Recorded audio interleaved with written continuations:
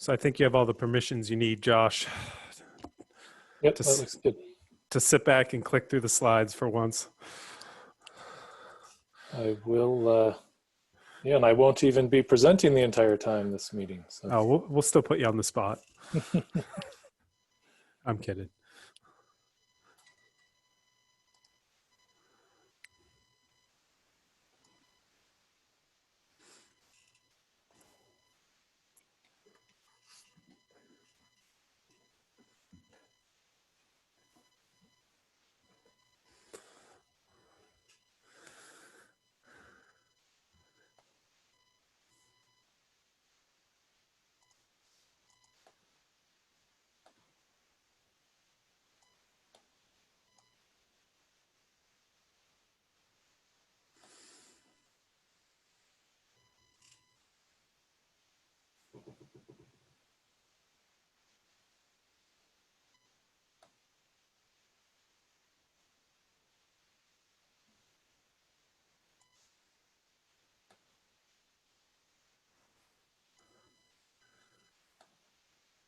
Hey, Michelle, can I ask a favor? Can you put this, do you have the ability to broadcast this on our Facebook page?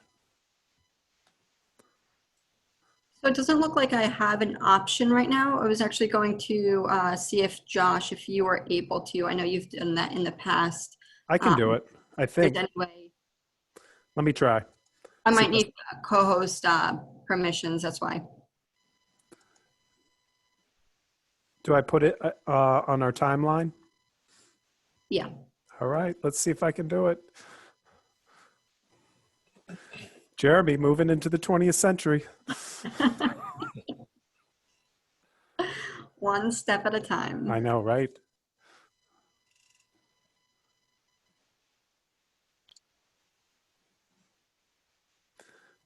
This seems to work better than Blue Jeans.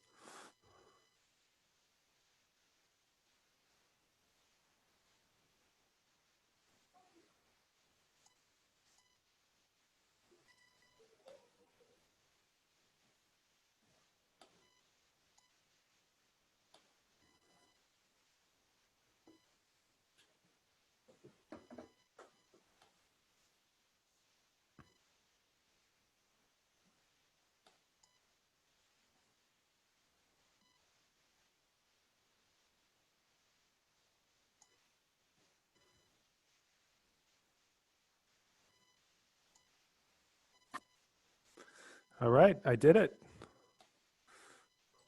Oh. There's hope for me sometimes.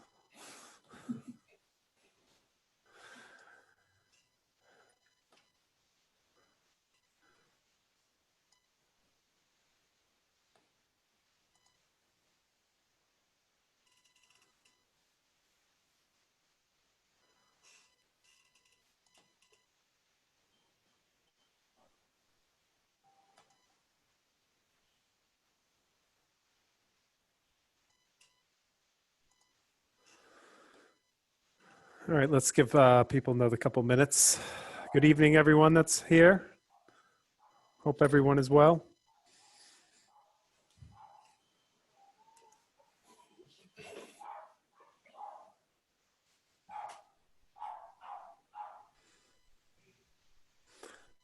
And someone has a hungry dog. I think that might be my background noise. Oh, you have a dog? No, I'm at a different home this evening, so I'm not used to the dog noise. Ah, are you serious? Are you playing me? No, we're at our my in-laws' house this evening. Oh, I thought maybe you had like a dog barking cell phone ring or something. No, Nope, not yet. different background noise features that I'm not accustomed to either. I'm more used to the fire sirens myself. Oh, the hustle bustle. Yes. Or fireworks as of a couple of weeks ago. Yes, indeed. Hey, Jeremy, I'm not seeing the posting up on Facebook, just letting you know. Oh, come on. I thought I did it right. It says it's live, but you know me. Did you Hey. put live on the page? How about this? I'll make you a host, and then if you can make me co-host. Yeah. We'll do a little do-si-do.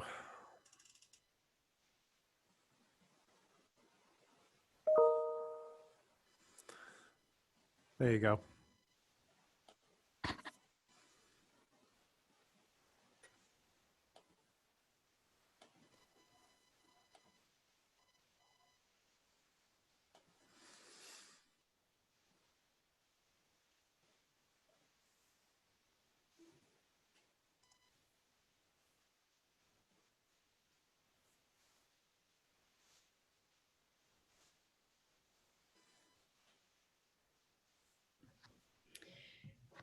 Jeremy, it's Jess. It Hi. looks like we're missing a fair number of committee members. Did you hear from people other than Sarah who were away this week? I have not. I haven't heard a peep. Okay. So we'll give people a couple minutes. It is a nice evening outside and it's July.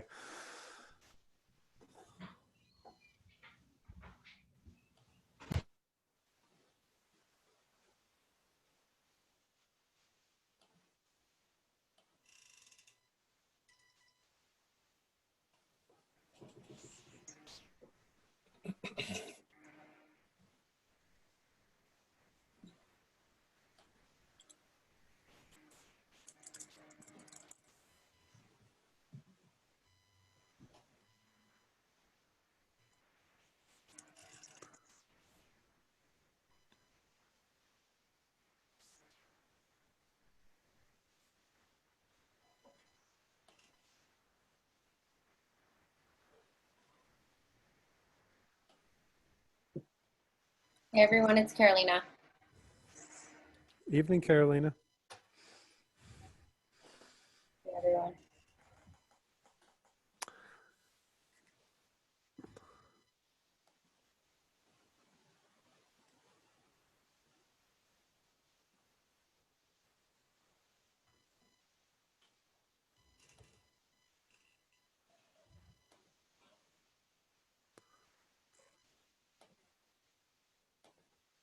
So let's give folks 1 or 2 more minutes, if we don't mind, Jess and Josh.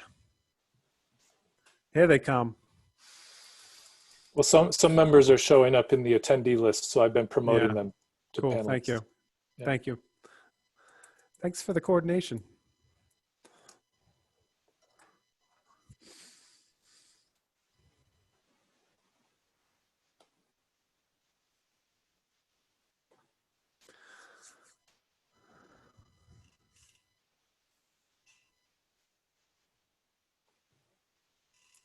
All right.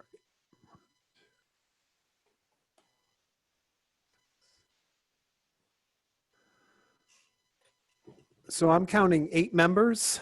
I think that's enough to get started, if we don't mind. So Josh, you want me to kick it off, or you want to kick it off, or Jessica?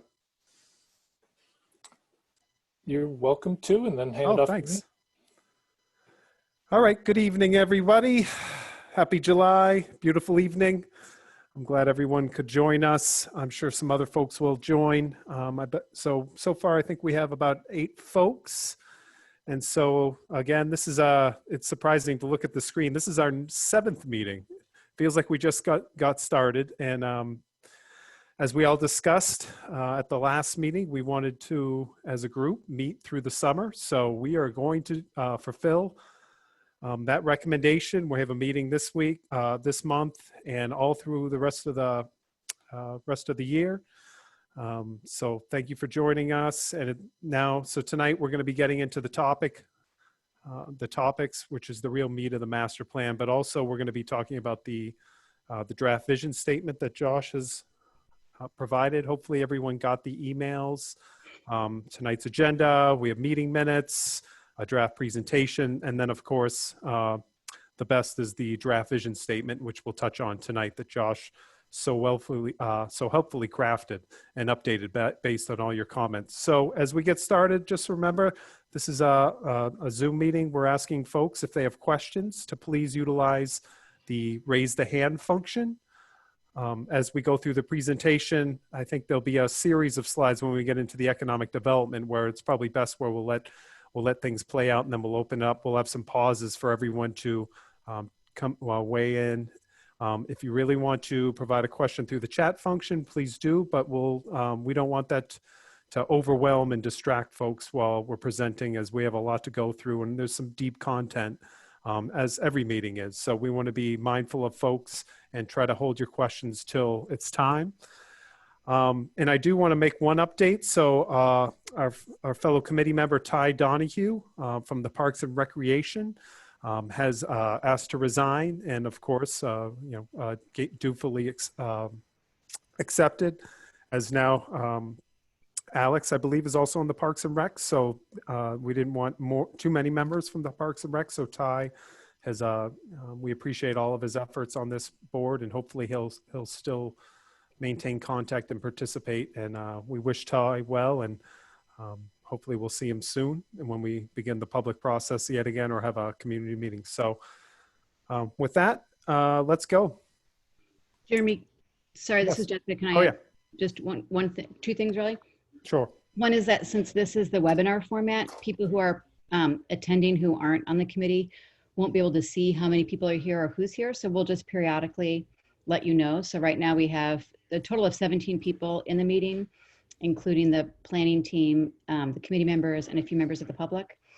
And then also just want to let you know in terms of how to use that raise hand function that Jeremy mentioned.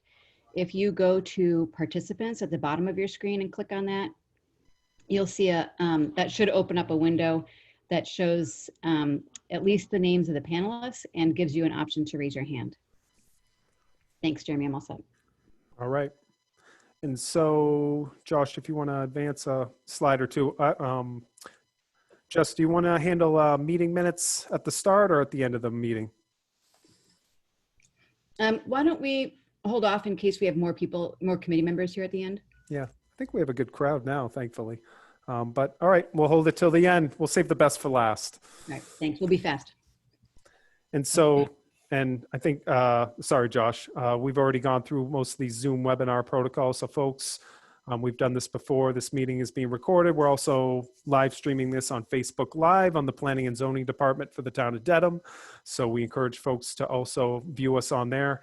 And then also all these meetings, the recordings, meeting minutes, and many of the documents, or all the documents associated with this, can be found at the Designing Dedham 2030 page at designingdedham2030.org. And that is the great resource for all that is this master plan process. And we thank you, MAPC, for designing that website and hosting all that great information, as it's easy to find. And as we said, we've had 7 meetings thus far. So anyone that chooses to delve into what we've been up to, it is all on that website. And of course, we always encourage comments and questions after that. So thanks, Josh. Sorry. No, thank you, Jeremy. Thank you, everybody, for joining us this evening. Welcome. Josh Fiala, Principal Planner at MAPC, as most people should know, on the committee at least. So here's our agenda for this evening.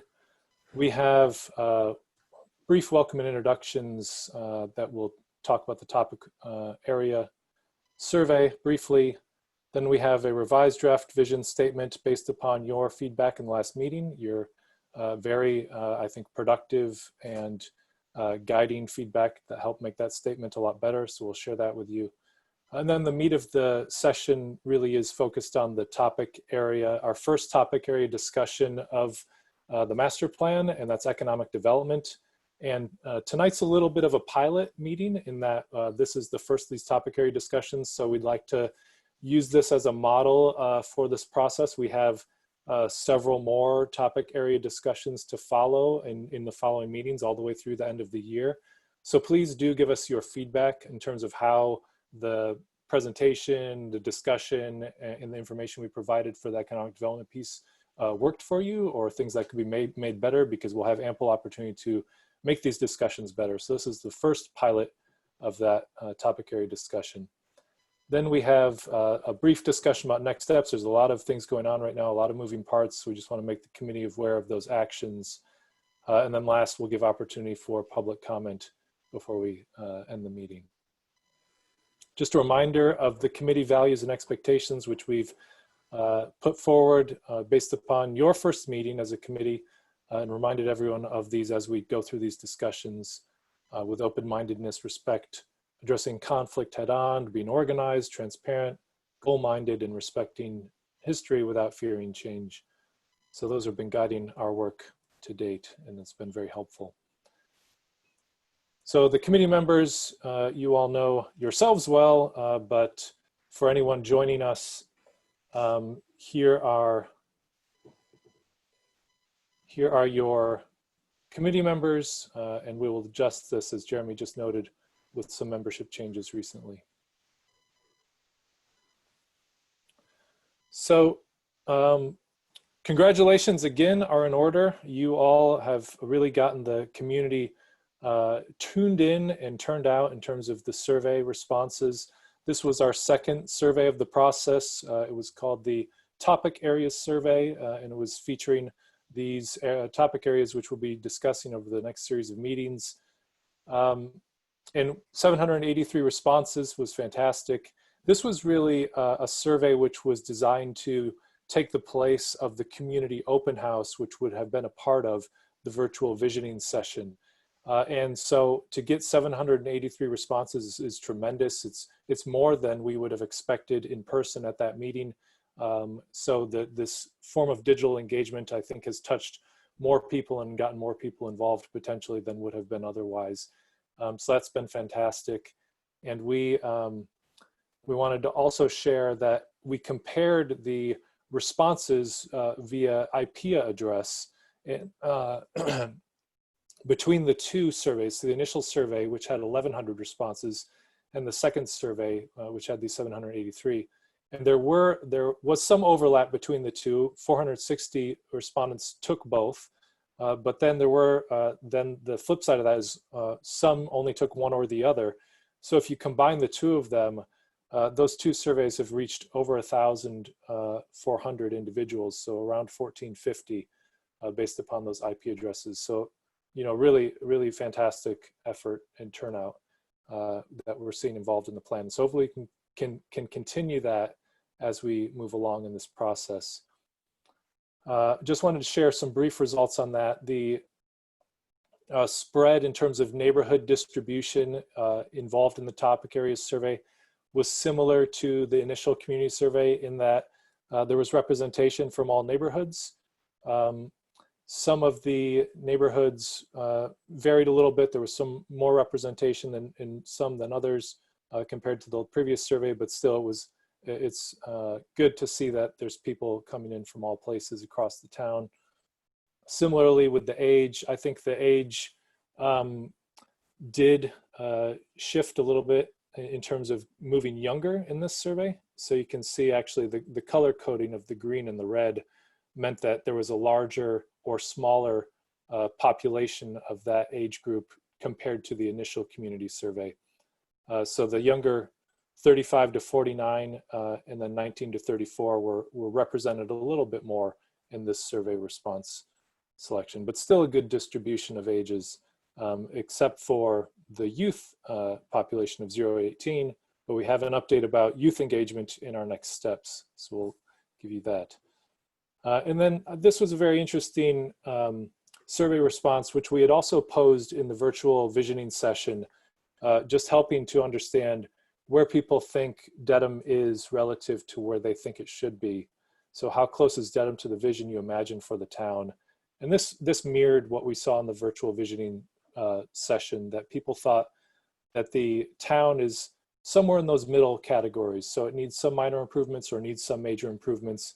It doesn't need a complete overhaul and isn't quite perfect just yet, but that will help guide us in terms of the scope of the goals and strategies that we recommend for each of the topic areas. And then this is just interesting to keep in mind as well. Of course, all the topic areas in a master plan are important, and we will give them full treatment as we move along. But this is just where the community thought, from their perspective, many of the most important features lie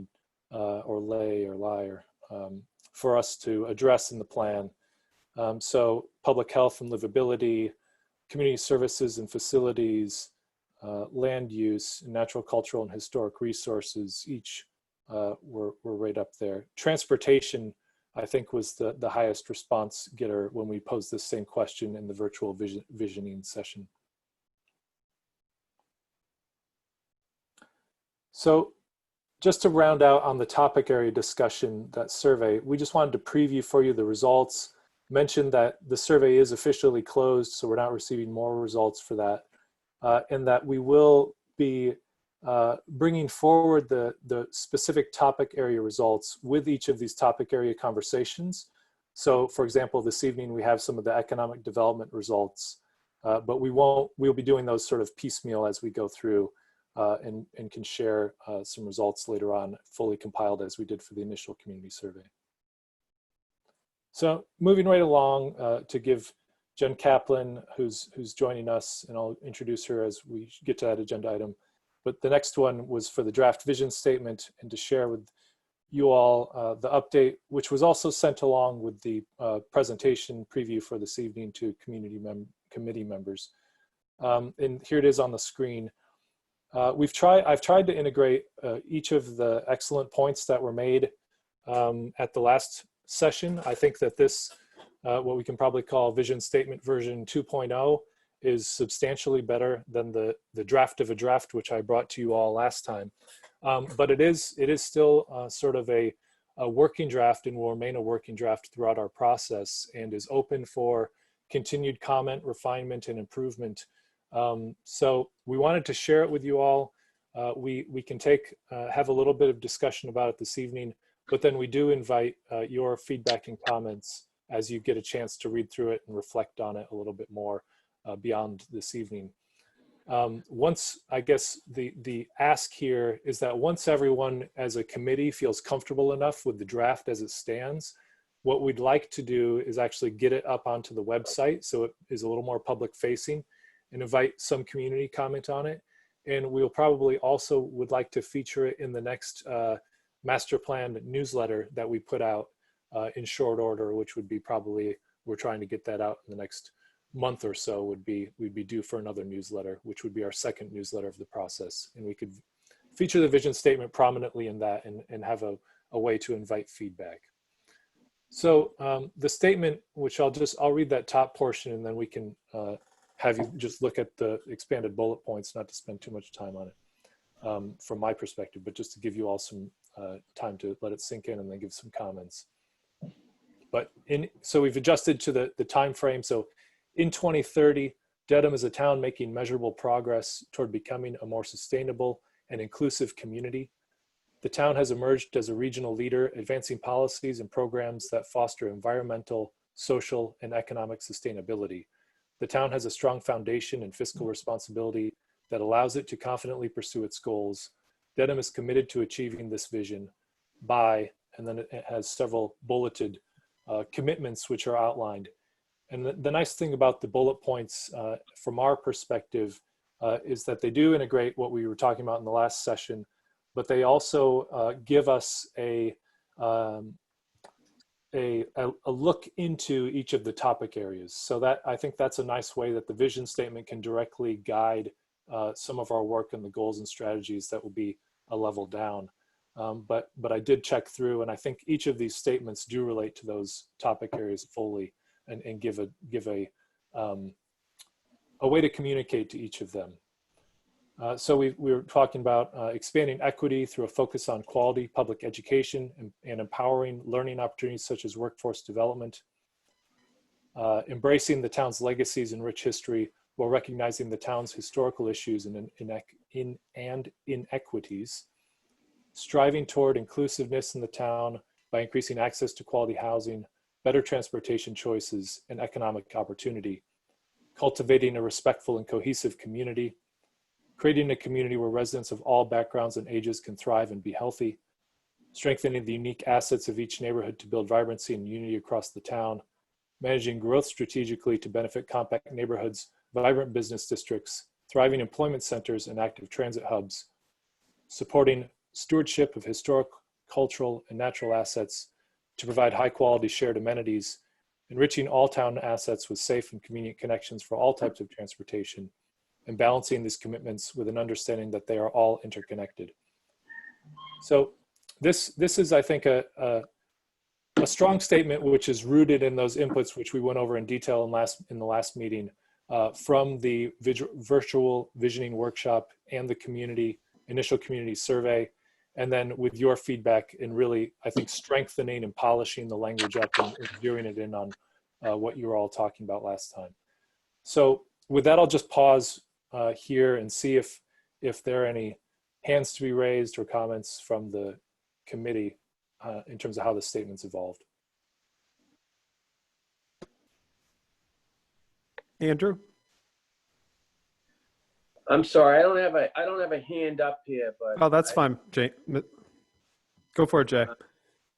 all right, all right, excuse me if I ended up stepping over anybody. I have some huge issues with this, and I did speak to Jessica in regards to this. I understand it's a draft, but I have a lot of problems with this vision statement. When I think of a vision statement, I think of a vision statement of things that somebody wishes to strive for, to develop, develop certain aspects that we don't have or we're trying to make better.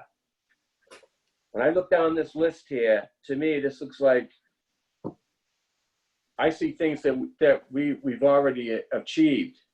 Sure, we can get better in certain things, but I think the word it should be maintaining or continuing on. A lot of this looks like cultivating. Cultivating. How about continuing on cultivating this? I think we already have a respectful, cohesive community. I understand this is just a draft. I mean, Sean McDermott and I brought up something in regards to, a vision statement, reflecting also our past here. I mean, Dedham was the first to have public schools. Dedham was the first to have, to make sure that we had a public corn mills in order to, in order to take care of specific needs when we first started out. Dedham had its first road systems. There are a lot of things that Dedham has already cultivated and started and achieving long before we were the first in a lot of things. And when I look at this list here, it seems like there's something backwards going on here, that we're not achieving anything, that we're in a hole somewhere. And I'm sorry I'm not being articulate enough here, but I don't know. I'm not happy with a bullet vision statement when it should be saying that we've made a promise in the past and we're going to continue to maintain those promises we made in the past and those promises that we've achieved, and that we're going to continue forward on being committed on doing the things that we already have achieved as well. And maybe Jessica can bring up, I mean, we had a discussion on this, and that I did write in something that I sent off to Jeremy and Jessica in regards to maybe a start off of adding parts of what our history was, and a lot of that information I got on our 100th year anniversary, that our founding members, saw what we achieved in the past and still wanted to maintain in the future. And as far as I'm concerned, they have kept their promises. So again, I understand this is a draft, but as I said, this bulletproof thing here, it seems more it seems more that we've on a more of a failure side than actually on an achievement side. Thank you, Jay. I think Andrew, you were next. Yes, if I'm now audible. Yep.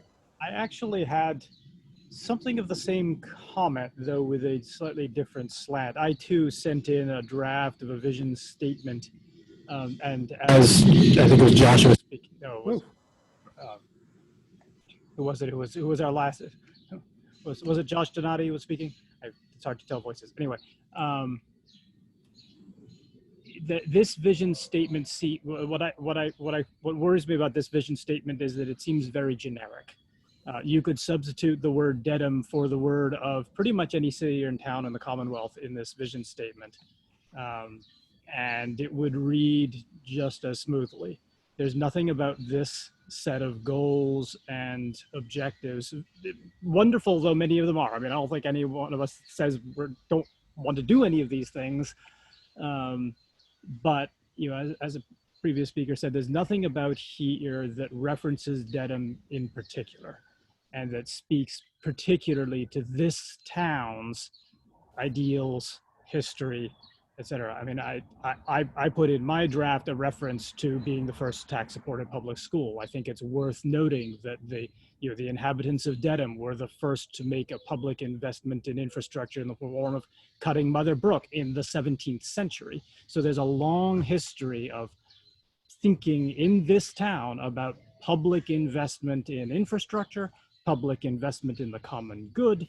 And I think it's worth making this vision statement reflect not only a vision of the past, but emphasizing for those who may have doubts about some of these things, the degree of continuity that exists between our vision now and the past. We're not starting, as a previous speaker said, we're not starting down these things from scratch. We have a long history here of, in many ways, being a very forward-looking and very willing to invest in public goods kind of community. All history is checkered. There are some counter examples, but we could pull from that. We have members of the town who came here. I'm thinking of the founder of the Episcopal Church, who came here from the South as an escaped slave and settled in Dedham because clearly there was something here that he felt he could make a life here.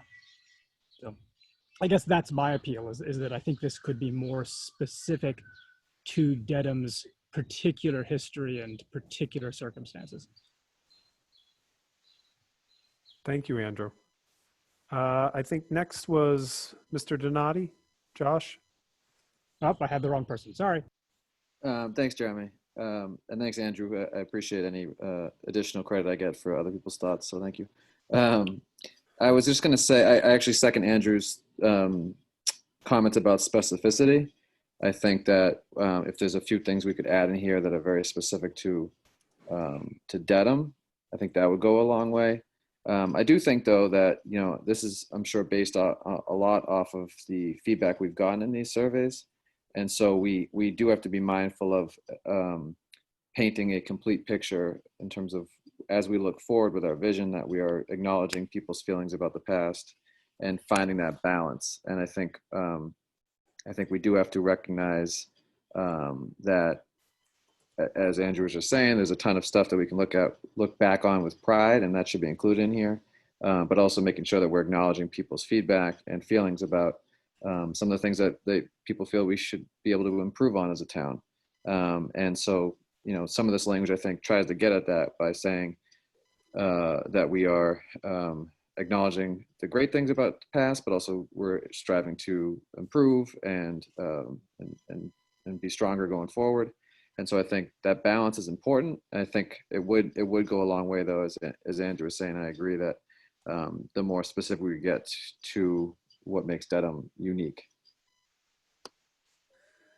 And Josh, may I? Sure. And so for members, I would definitely say, since I think Josh and his team don't quite have the historical background, I'm sure you're getting up to speed, Josh and team, but you guys and folks that have been here and studied the history, I think please help us out where that can be weaved into this. I think a lot of, as we said, this is a fluid and flexible vision that I think will change over the course of this and could provide these more details, but I definitely encourage you folks to help us, fill in those specific details. I don't know them. And you as committee members, and that's why you're on this master plan, you have that expertise. And so help us, please get your comments back on how you might retool those to be a bit more specific. I'm sure some of those will come up as we go through each of the topic areas, but I definitely welcome them now while it's fresh off your mind in the next day or two. And of course, we're taking these notes and we'll have all your comments. Nathan, you're next. Thanks. I don't think I agree with the first two, or I don't feel as strongly about the way they phrased it. I think most vision statements could apply to any town. I mean, just like most people, if you say, what's your vision statement for yourself? They'll say, I want to be rich and famous, or I want to be healthy, rich and famous, or I want to, there's a couple of things, but those broadly apply to almost anybody. And so the thing that, we did was, as Josh mentioned, prioritize them in the way that people responded to the survey. So it reflects the priorities. And then, I mean, it needs to be short and pithy. It needs to be a 1 page or less, so that, you can show it on a single slide, and then the rest of the document I envision being a lot more specific about the nuances of Dedham. So I don't have a problem with the second bullet point saying embracing the town's legacies and rich history, and not going into 300 years of history in the same bullet. So just on that note, I have a problem with the very first sentence, just as it doesn't sound like it has a lot of conditionals. It's in 2030, we're making measurable progress towards becoming a more sustainable. And I guess I'd want to have progress. I just would want that more, the first sentence to be more ambitious. Other than that, I don't have a problem with the way it's laid out. I do think, all of these things, even if we have a start, there's nothing wrong with saying we're going to do this by cultivating a respectful and cohesive community. I don't think we need to say continuing to cultivate like that. We want to do better. We want to continue to embrace that. And I don't think it needs to be called out that we already have some of that. To some extent, we know we have all of these things. We don't need to continue to remind everybody on each bullet that some of this already exists and we're just trying to get better. That was all.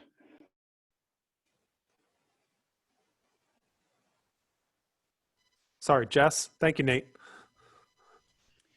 Thanks. I appreciate the discussion. I think, well, I guess two things. One is I just wanted to frame this in general as not only a draft, but also just the idea is that the vision statement will evolve over time. And so it's it will be a dynamic statement as we continue to gather data from the community and think about kind of refining our objectives.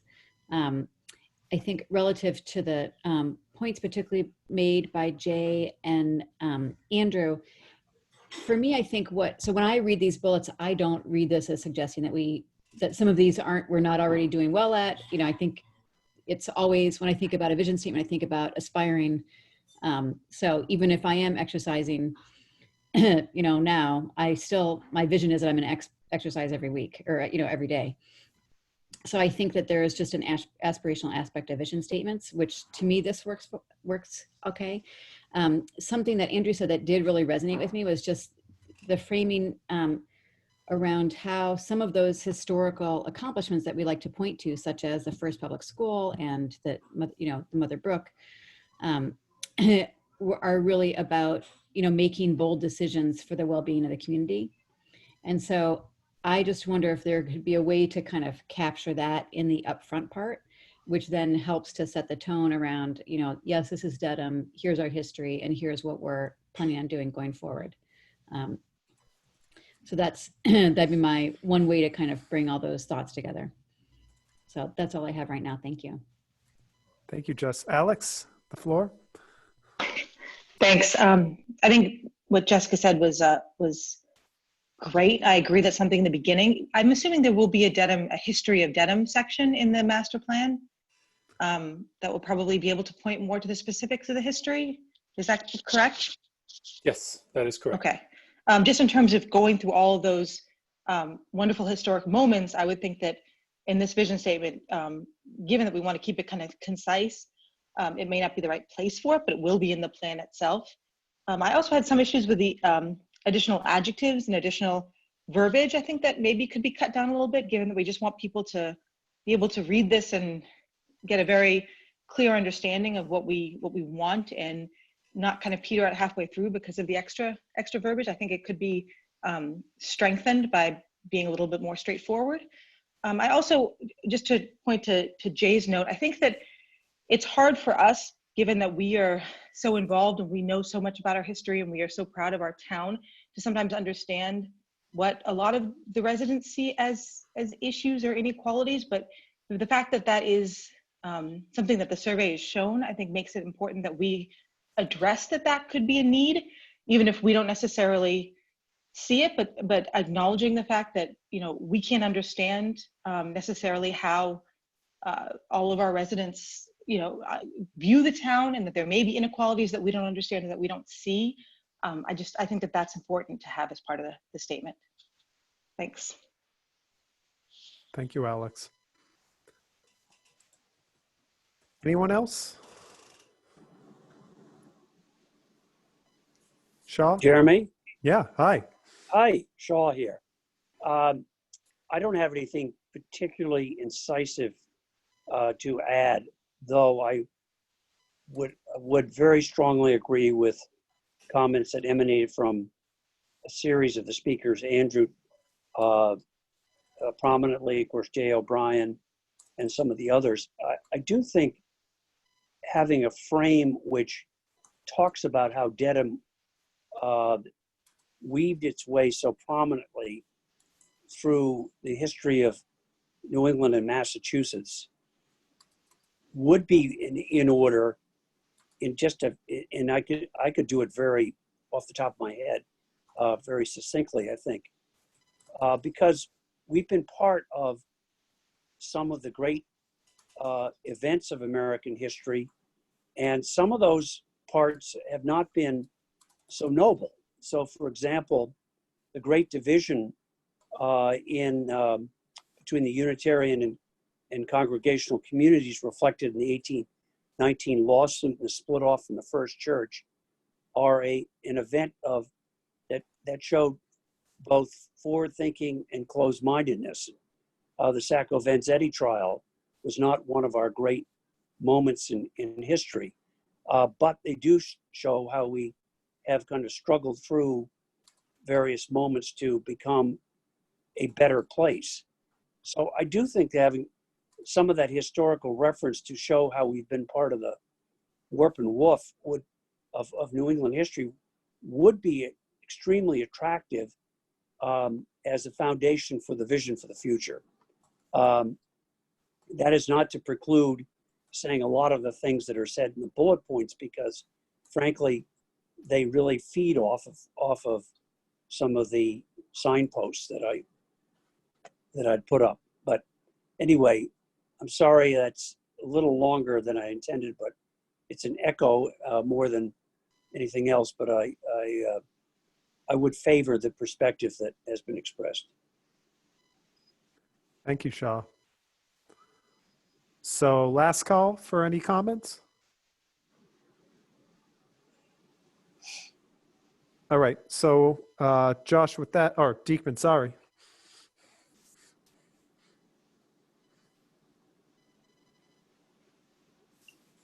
Sorry, I didn't have a comment. Oh, sorry. I didn't mean to raise my hand, but I do. I guess I agree with most of what everybody's saying. I do caution about putting history in a vision. You know, it really is forward looking, but I think, you know, referencing, you know, some of the history makes sense, but yeah. Thank you. Jay, did you have another comment? Yeah, I was looking at Brookline. It was in 2015. They had a vision plan, and I understand we don't want this to get too long. I also understand the fact that history has its place. But if I quote the vision from Brookline 2015, it basically fits on one page. And if you can just be patient with me, I'll just read the first blurb of it. So this is, again, Brookline. Heir to a rich historical, cultural, and landscape legacy, Brookline in 2015 is a vibrant community, unique for its complex character, encompassing urban, suburban neighborhoods. Brookline is prosperous, diverse, safe, well-managed residential community with a thriving commercial districts. Brookline in the 21st century shapes and guides change to promote a community environment with human and financial sustainability. And then they go off into their bullets. As a community, protecting environmental, educational, and cultural resources. As a group of residential neighborhoods, maintaining local character. Again, another bullet, as a diverse place where individuals can enrich community life. Another bullet, as a responsible regional partner, actively collaborating in the neighbors. This is all within one page, where we're not getting into 2 pages, 3 pages, and going over Dedham's 300 history. But I think we can encompass a lot of things by. I think Shaw brought it up prominently, is that Dedham's progress is also something that's come from its past. That it's a continuation of being a rich community, and of taking the resources out of the people who have have been with Dedham in the past and who are now coming to Dedham. So, you know, that's let that just be. But as I said, I can pass that Brookline vision statement on if anybody else would like to see it. I think I forwarded it to you, Jeremy. Yes, and I'd be happy to share it. And thank you, Jay. I think that was good. Jeremy, if I could just add one thing more. Sure. There's no reference here to all the natural beauty that we have reflected in the Charles River, Wilson Mountain, and on from there, and of course Mother Brook. And that's a source that's particular to our town that would be worth mentioning as the sort of backbone of a plan for recreation and public health and so on. Thank you, Shaw. Very good point. So, Josh, with that, next steps on this? Yeah, thank you all for the feedback. It was, again, very good. So we've, I think, made some progress. Hopefully we haven't gone backwards from the last version. I think this version is better, but I agree that it still needs more work based upon your commentary and insights. So what we'll do, I just took notes down from what everyone just said, and we'll take another shot at refining this vision statement before we do anything with it in a more public setting. I think we need to have another go around. It's probably, from a timeline standpoint, it's probably fine if we were perhaps get you another draft in the interim, but perhaps revisit this as an agenda item next meeting before we put it onto a newsletter or onto the website in a more public setting.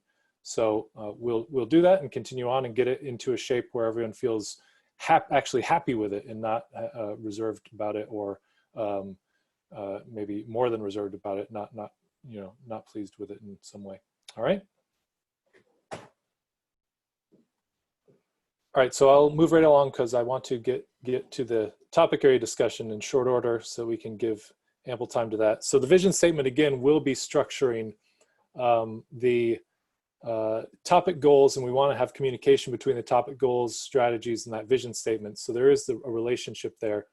But I think that there are some fundamental parts of the vision statement which are already set and that are sort of concretized in there based upon the community input, which include the inclusivity, the notion of equity, sustainability, and fiscal responsibility. So those are our cornerstones, and we'll get the language right around the filling out the other portions of that.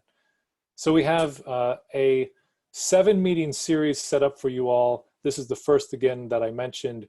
Each session will give each topic, as you see outlined on the screen, a full session of discussion and presentation from our staff at MAPC. And then the final meeting will do a joint session between community services and governance. But the idea here is we'll give a brief presentation with the staff that's been working on this section, and then we will have a discussion with you all, which is hopefully the beginnings of outlining the goals and priorities within that topic area. So with that, I will hand it over to Jen Kaplan, who is an economic development planner at MAPC. And maybe I will ask if Jen could possibly, it looks like, oh, so Jen is a co-host now, so hopefully she can have her video showing while she presents as well. And I will, yep, there's Jen. Here I am. And some of you may have met Jen previously, but Jen's been a part of our team from the start. And so the good news about these topic area discussions is you'll have to listen to me less and can listen to some of my colleagues. Great. Thank you so much, Josh. And thank you so much, everybody on the Master Planning Committee and members of the public for having me here today. So first off, I want to say that I'm happy to be a pilot for these topic area discussions that we're starting. I'm particularly passionate about economic development. I hope everybody here is as well. And I also want to just say how much I appreciate the back and forth conversation going on about the vision statement that I was lucky to listen in on prior to this part of the presentation. It's obvious that everybody here cares very deeply about Dedham. So I hope that the data I present today can help also inform this vision of a inclusive and sustainable and fiscally responsible Dedham. So just a quick sub-agenda, because that's always important within a larger agenda of what I'm hoping we can cover today. And I was hoping that we can really focus this presentation on 4 main questions interspersed with some survey data. The first will be who lives in Dedham. The second will be who works in Dedham. The third is where is there opportunity in Dedham? Also an alternate way of saying where is there economic activity in Dedham? And then finally, I'm hoping that we can get into a discussion and spend the bulk of our time on where should Dedham focus on over the next 10 years when it comes to economic development. So if you could move 1 slide ahead, Josh, thank you. So before I get into the data, I did want to just quickly go over the data sources that we've utilized today. I'm happy to talk about these further, but I don't want to go bullet by bullet and take up your time here. I'm a data nerd. I don't expect everyone else to be, but it's a variety of census data as well as state level data. And then also there have been so many great studies and reports that have been done on this topic already. So we have, of course, reviewed those and utilized and incorporated them into our own existing conditions analysis. Great, so let's dive right in. So who lives in Dedham? This is a very quick overview, and there is a longer report too that we have put together that I believe we can distribute to this group at some point, but I'll confirm that. But who lives in Dedham? So Dedham residents, I think this group has already discussed this, but has high levels of educational attainment.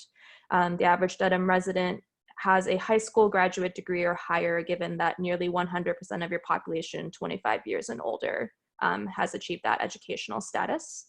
Dedham residents are high income compared to Massachusetts. With your median household income being close to $90,000, that's about $10,000 more than Massachusetts median household incomes. And also Dedham, there is a relatively high unemployment rate in Dedham at 5% compared to the Massachusetts rate of 3.8%.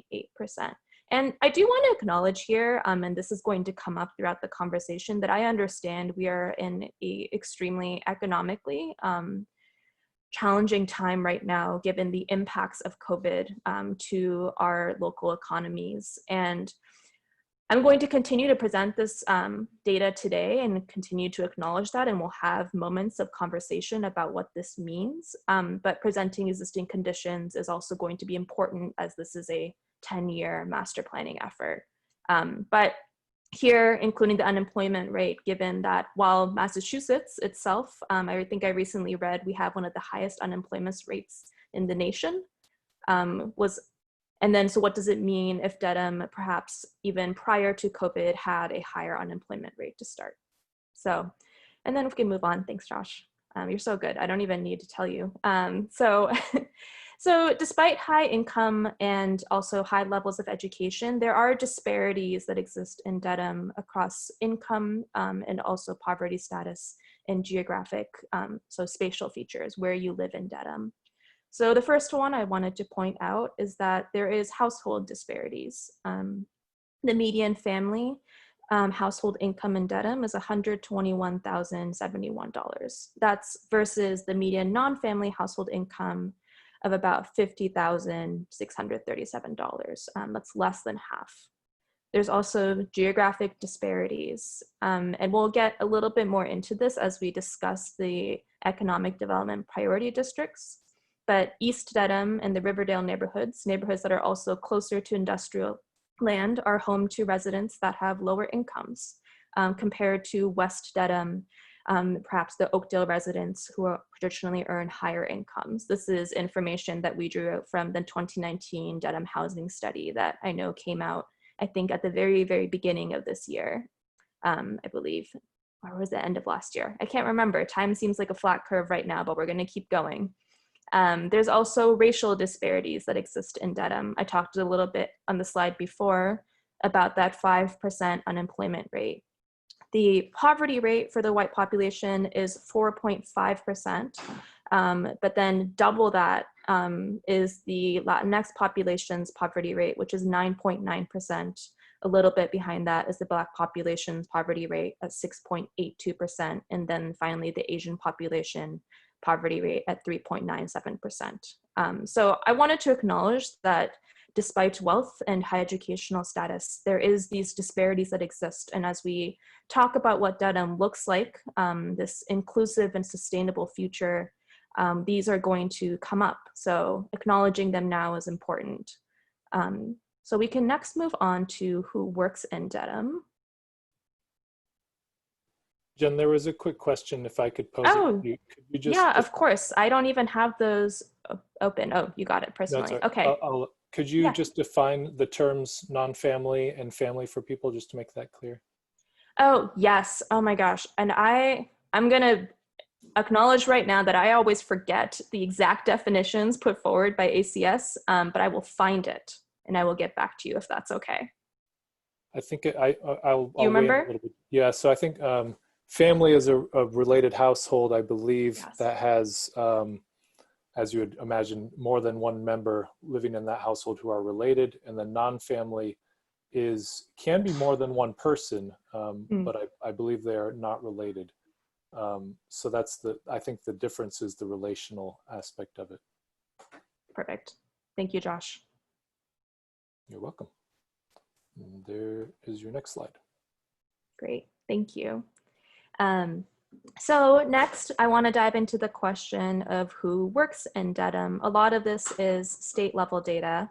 But first, I want to acknowledge that Dedham has a really healthy representation of industry mixes. There's about 1,077 industries count total in Dedham. And then amongst that, the three largest are healthcare and social assistance, retail, trade, and professional and technical services. A second point I wanted to draw out here is that most people who work in Dedham live outside of Dedham. So it's close to 18,000 people who work in Dedham but live outside of Dedham, and then close to 13,000-ish who live in Dedham but work outside of Dedham. And then it's a very, very small group of people who both work and live in Dedham. So we can continue to ask questions about if that is a line of information that we want to pursue. How do we involve those in this process, perhaps, who, if they are such a large number who work in Dedham but live outside of Dedham, is it that important to this group? And also we can perhaps talk about what local workforce development looks like if it's important for you to that last number to be growing. And then finally, the last point I wanted to make is that the average weekly wage for an employee of business in Dedham is $1,037. And so I present the socioeconomic data of who lives in Dedham and who works in Dedham together because it all kind of culminates to this one slide, as the next one here, of living and working in Dedham. So here on the left side, you have the industries that are represented in Dedham. And then on the bottom, you have, I guess, income. And so all of this amounts to who can live in Dedham when the median rent is $2,092 a month. And we've put together the monthly wages for each of these industries. And how the blocks of colors are meant to represent how much of your wages are you spending on housing. The definition of being cost burden is when you're spending more than 30% of your income on housing. And you can see here that outside of finance and insurance, that most people who work in industries in Dedham are cost burdened. Healthcare and social assistance and retail trade are both of the most prevalent industries within Dedham, and yet people are spending vast amounts of their income and wages on housing. If you work in accommodation and food services, which didn't make the top industries, but is very prevalent, and I don't think that's too much of a surprise given the Legacy Place in Dedham Square and all these vibrant commercial areas that also exist within Dedham, you are essentially priced out of living in Dedham. So I wanted to call attention to how this data starts to come together on this slide here. And I'm seeing some questions because I figured out how the chat function works. And I just wanted to review them really quickly as before we move on. Where do the 1,300 folks who live and work in Dedham work? From Justin Humphreys. That is a great question, Justin. We can do an additional level of analysis that looks into that. I'll say that the tool that we use to look at inflow outflow is called LEHD on the map. It's a tool that the census published. I find that it is accurate, and yet I also give the caveat that I would look at it more as an estimate because this data also changes so fast. So I'm happy to talk about that more and do an additional level of analysis if that's a line of questioning we want to pursue. A question from Jessica. Is weekly wage pre-tax, is the assumption that the weekly wage is relatively low because so many people here are working in retail and service? That's a good question, Jessica. I don't know off the top of my head. That's something that I can look into. The data that we get is from ES202, and that is gathered from the payroll information that they gather in cases of unemployment, and also just having that on hand. But I don't want to make any guesses here about whether or not it's pre-tax or post-tax. So I will look into that, and I think it's a good point that you make, that perhaps it is low because of so many people working in retail and service. Great. Okay, so we're gonna keep going. And thank you all for the great questions. This is always, I love having, again, like having these conversations about data because you can't just look at it and say like, oh yeah, that's it. It's good to have a conversation about really getting into the nuances of what is this really showing here? What is the story? So next, I want us to look into the question of where is there opportunity in Dedham? And again, I think that this question is perhaps the better posed is not only where is there opportunity, but where is there economic activity? So the 10 economic development priority areas that we have outlined here were a process of looking at historical studies that have been done on similar topics around economic development. It's also looking at where is there business and employee density. I think that's another important aspect of this. And then also where are community members really giving feedback on economic areas they're interested in, they see opportunity in. So it's a combination of all of the above. And if we can actually go to the next slide, I think it's easier to see this via map. It's your town, I hope it's easy as well. But I thought I would just quickly go over each of these sort of cluster of areas. First, I want to acknowledge that Norfolk Prison is on here. Again, I think that is more to call to the question, more to answer the question of where is there economic activity. The judicial system plays a huge part as a part of the economic engine of Dedham, given that the Norfolk Prison is here. the Superior Court, the Juvenile Court. So we did want to acknowledge that the Norfolk prison itself has 347 employees. So as we think about employee density, and it actually didn't make it into the next slide, but I'll get into that, it is a significant player.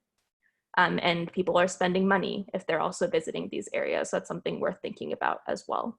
But the sort of main portions that I really want to call to attention here is the commercial and retail, the commercial office retail spine that exists along Route 1.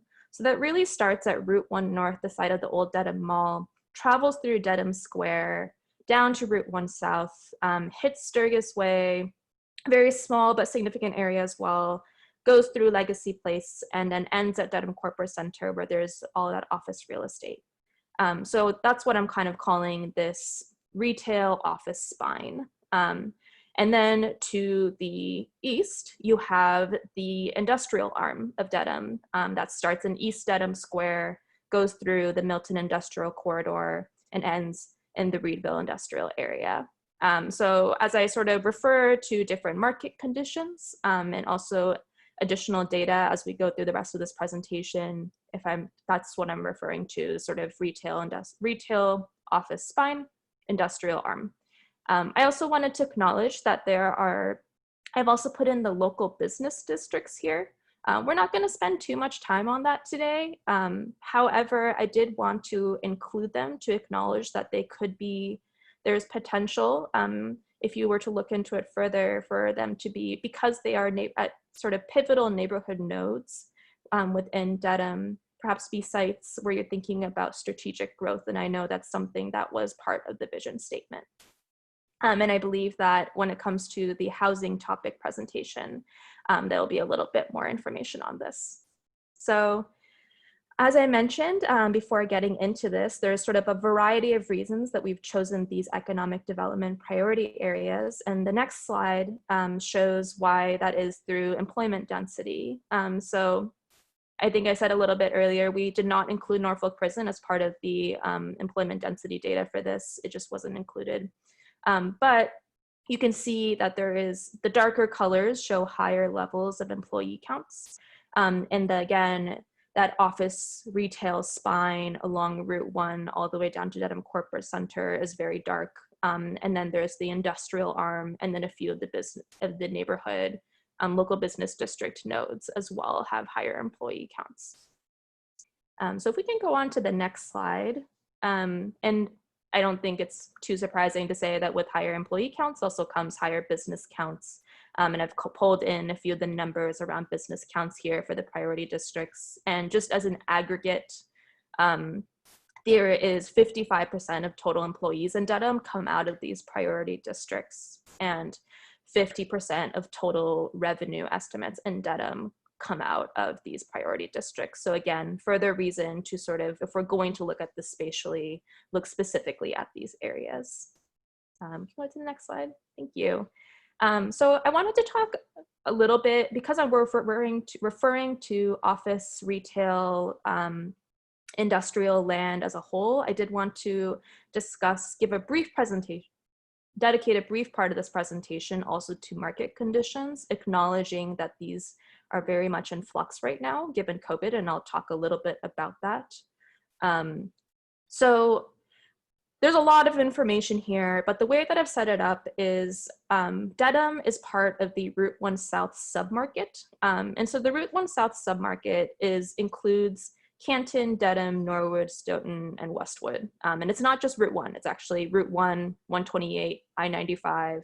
And that's what really drives the submarket. But I have used the submarket in comparison to the Boston metro market, which is much larger. And then we're gonna dive a little bit back into how Dedham compares to some of the neighboring communities that are included in its submarket. So I think the most helpful metric to just take a look at here is really actually inventory square foot, given how much influx the market is right now. But you can see that the availability of inventory of industrial square footage is 17.5 million for the Route 1 South submarket. And that's compared to the Boston metro market, that's about 5%. So that's pretty sizable. And then when you look at the entirety of the area of the Boston metro market, it's very sizable. And then the office inventory square footage at 8.5 million compared to Boston metro market's 350 million is about 2%. And so if we actually go to the next slide, you can see how Dedham compares within the submarket itself. It's not a comprehensive look, but I think it gives you, it shows a little bit. So in terms of industrial inventory and office inventory, Dedham does have a little bit less inventory compared to the likes of Canton and Norwood. And then on the next slide, we look at the retail submarket. It's the same submarket area. And for retail, the inventory square footage is proportionally about, the submarket itself covers about 3% of the Boston metro market.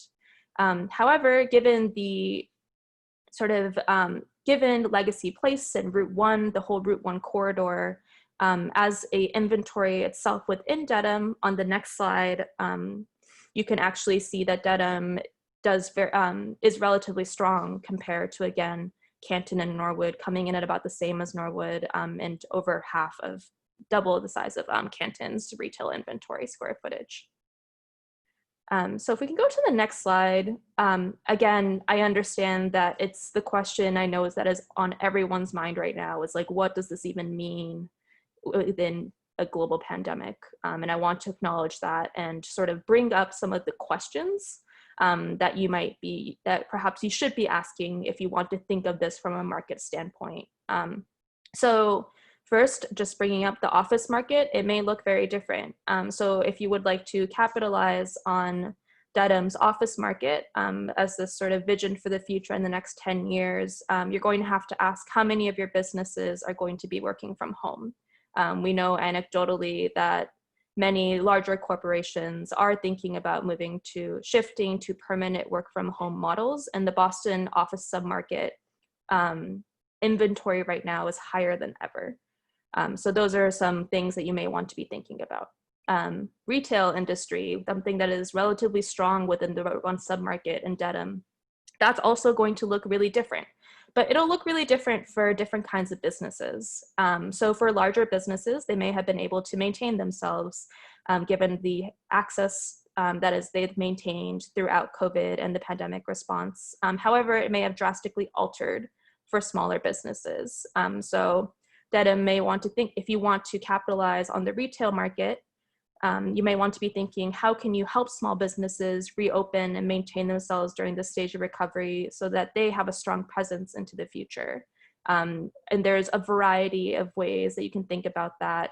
Do you want to think about shared streets models? Do you want to think about how your public space within these spaces is fundamentally shifting and how you can draw stability through that? It's very nitty gritty. And I think that also we could spend another 2-hour meeting really getting into what this looks like in terms of short-term responses and long-term responses, which we're not going to do right now because we're going to get through the rest of this presentation. But I did want to call attention to it that these might be things on people's minds as we talk about market conditions. Next, I want to talk a little bit about the initial community survey results, which I think also inform how interested members of your community are in these priority areas. So I'm not going to cover all of them for sake of time that I'm looking at right here, but I am going to cover, if you actually click to the next slide, I did a fancy bolding situation. I wanted to just quickly cover Dedham Square, East Dedham Square, Reedville, and Route 1 South and Route 1 North to give a healthy representation of how folks are responding on that sort of retail commercial side versus the industrial side. So first, calling in Dedham Square, Dedham Village, obviously a lot of members of your community were interested in providing feedback on that, and that's not hard to believe. Some of the greatest assets were how appealing it is, how it's a vibrant center, how it has this feeling of community and history, and that comes through a variety of retail and restaurant choices. But there's also challenges. There's the challenges of traffic and parking, probably not too surprising to this group of people who are heavily involved in the town. There's the challenge of sustaining small businesses. Again, so already kind of speaking to some of these, what does it mean? What does the future mean at this point? And there's no green space. So next I wanted to talk a little bit about East Dedham Square, another area of potential opportunity and current activity. So a lot of people acknowledged the natural resources within East Dedham Square. The position that it's in, being the proximity to Dedham Square in Boston, makes it very convenient. It's walkable to stores. It has a great community feel. And that there's also, again, challenges. A lot of people noted that it was visually unappealing. The infrastructure was quote unquote bad. A lot of these are verbatim comments. And despite the fact that East Dedham Square is positioned in a low income neighborhood, needs are not being met. So that's important to acknowledge given some of the spatial disparities that we spoke about earlier and how there's also a lack of diversity in stores. If we can keep going, and sorry, I'm going to get back to I see there's some questions coming in. I will get to those, but I did want to get through the bulk of the survey data first. So the Reedville industrial area is another area that people commented on. I think in some ways it was similar to East Dedham Square. There is this potential to connect the whole metro area. It's sort of a gateway of connection, right? And there's people noted that they seemed like there was potential for development and also the proximity to the rail trail being a great positive. But the challenge is, because it is an industrial area, is the traffic, the noise of trucks, and how it sounds like there's historically been resistance to development within this area. Going back to our retail and office corridor, so Route 1 South first, people see that it is an excellent area to be thinking about your tax base, which is important as we think about a fiscally responsible town. People love the access to diverse retail, the convenience, also the proximity to the river and how it connects Dedham to West Roxbury. People had great things to say about it. There was a note that you can see in all caps again.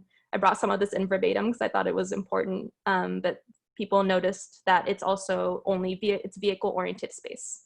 And it is also overloaded with traffic and there's not a lot of visual appeal. Route 1 North, I think similar, again, that location is incredibly convenient, the access. It's highly visible because it's also the entrance to Dedham.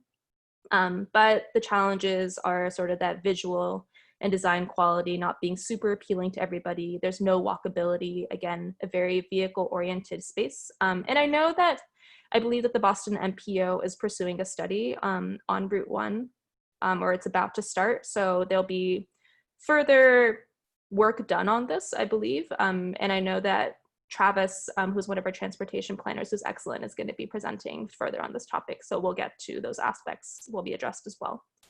And next, I wanted to briefly go over the topic area survey results as they relate to economic development. Some of these, again, are more priority area based, and some of them are sort of about the larger economic goals of Dedham.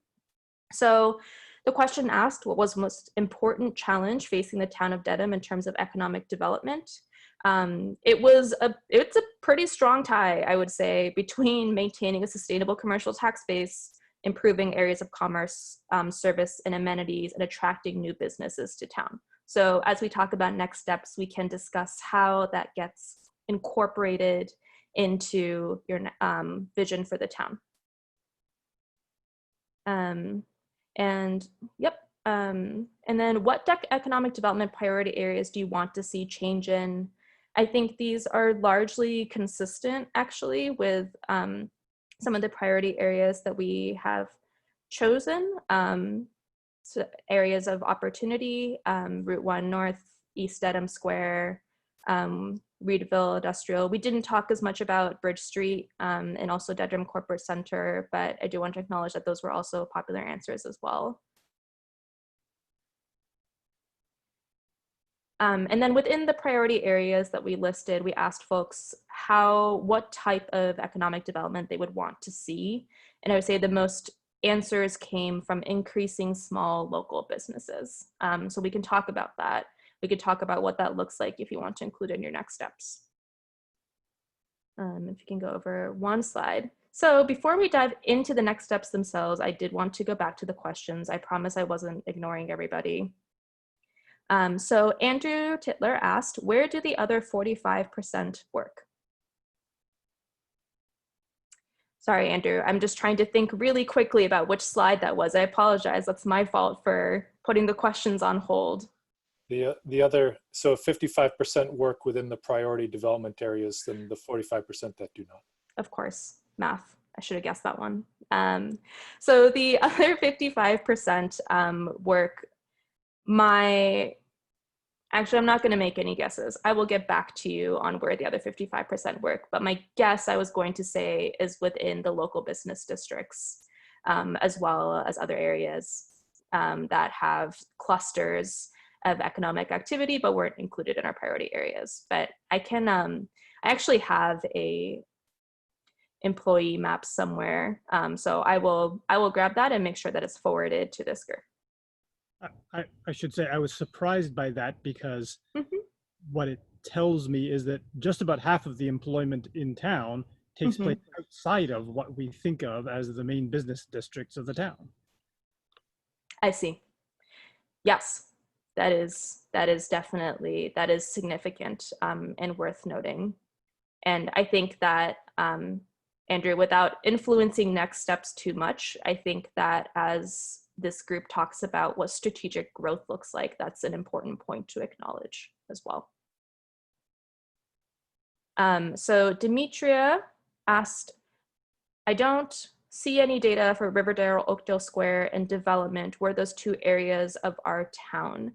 So Demetria, they weren't included within the economic development priority areas. And I'm not gonna get too nitty gritty into sort of the reasons, but it's, again, primarily based on business count and employee count, as well as a combination of that with community feedback and sort of historical studies. So they may have not been included for those purposes.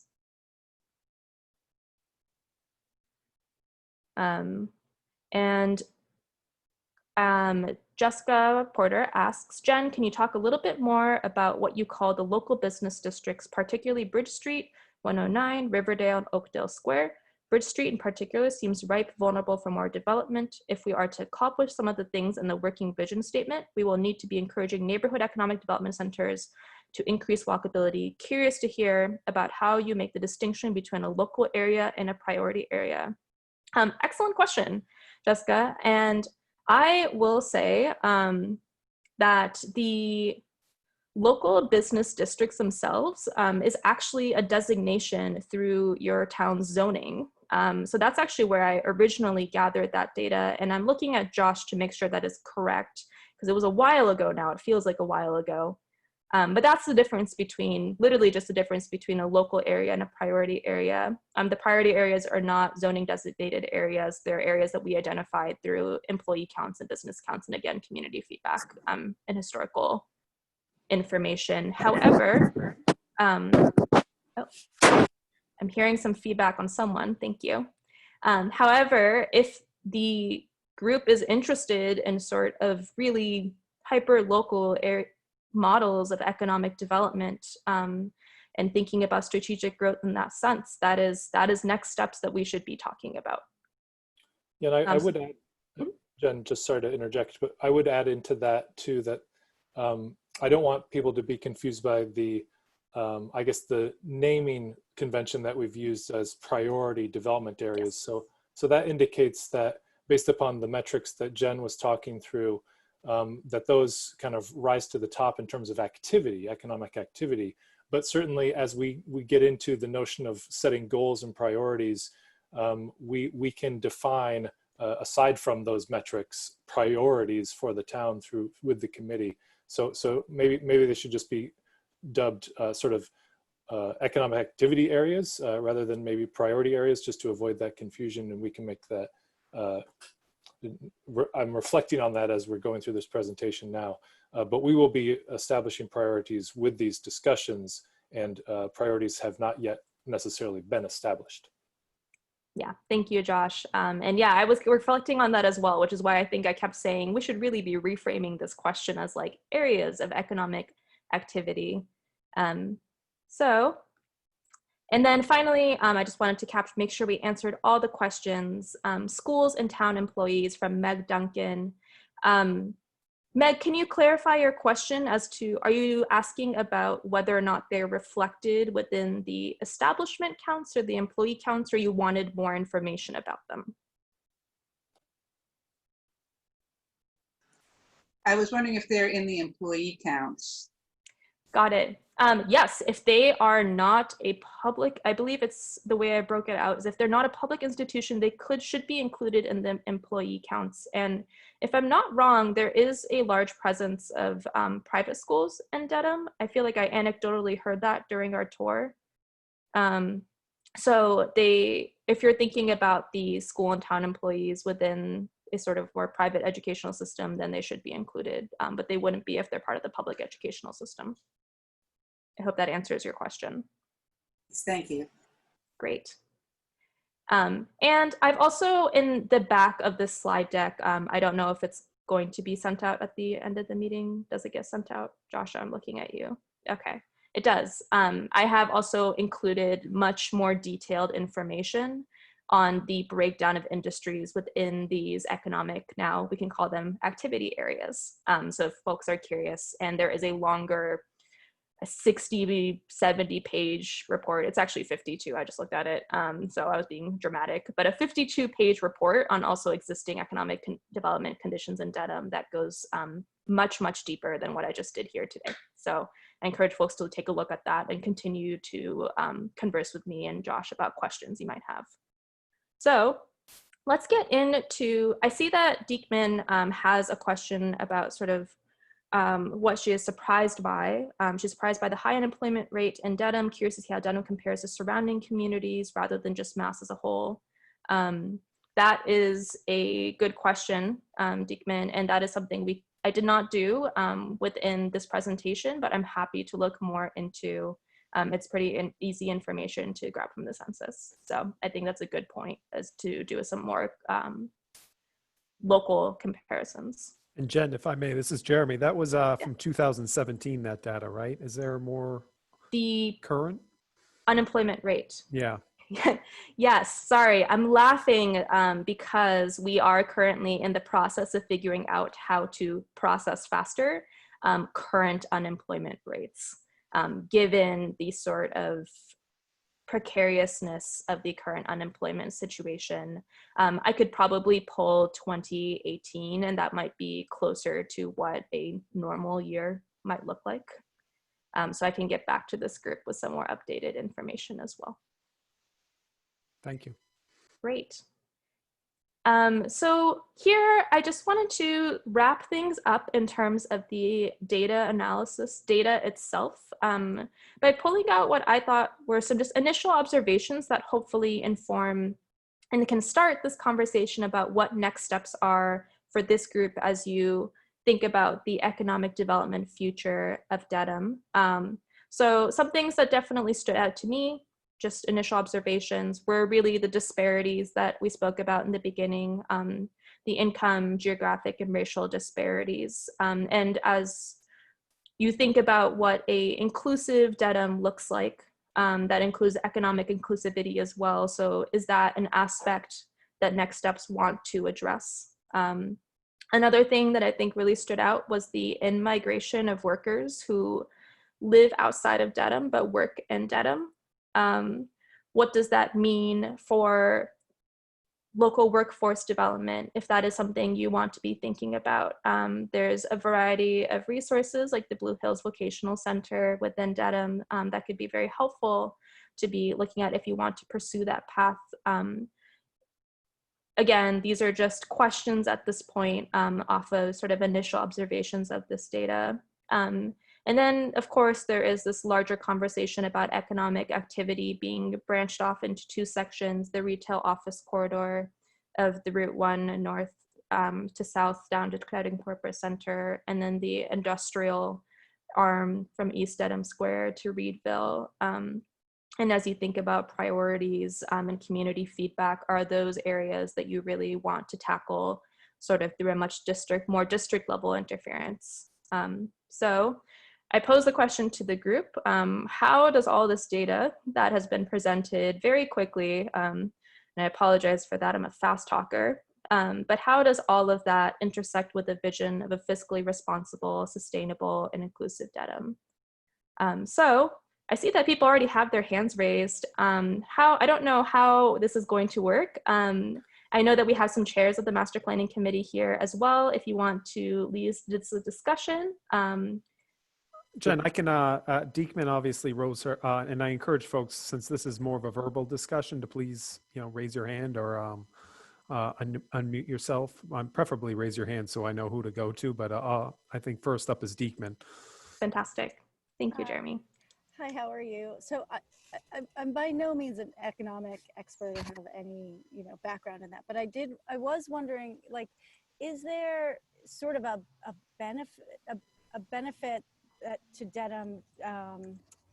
We talk about income disparities, but is it also, can we sort of celebrate Dedham in a way because it is a place where, you can have a high income or a low income and still live and participate in this community? I don't know what like the sort of economic development language might be for that, but I feel like, inclusiveness and diversity, economic diversity is a positive thing.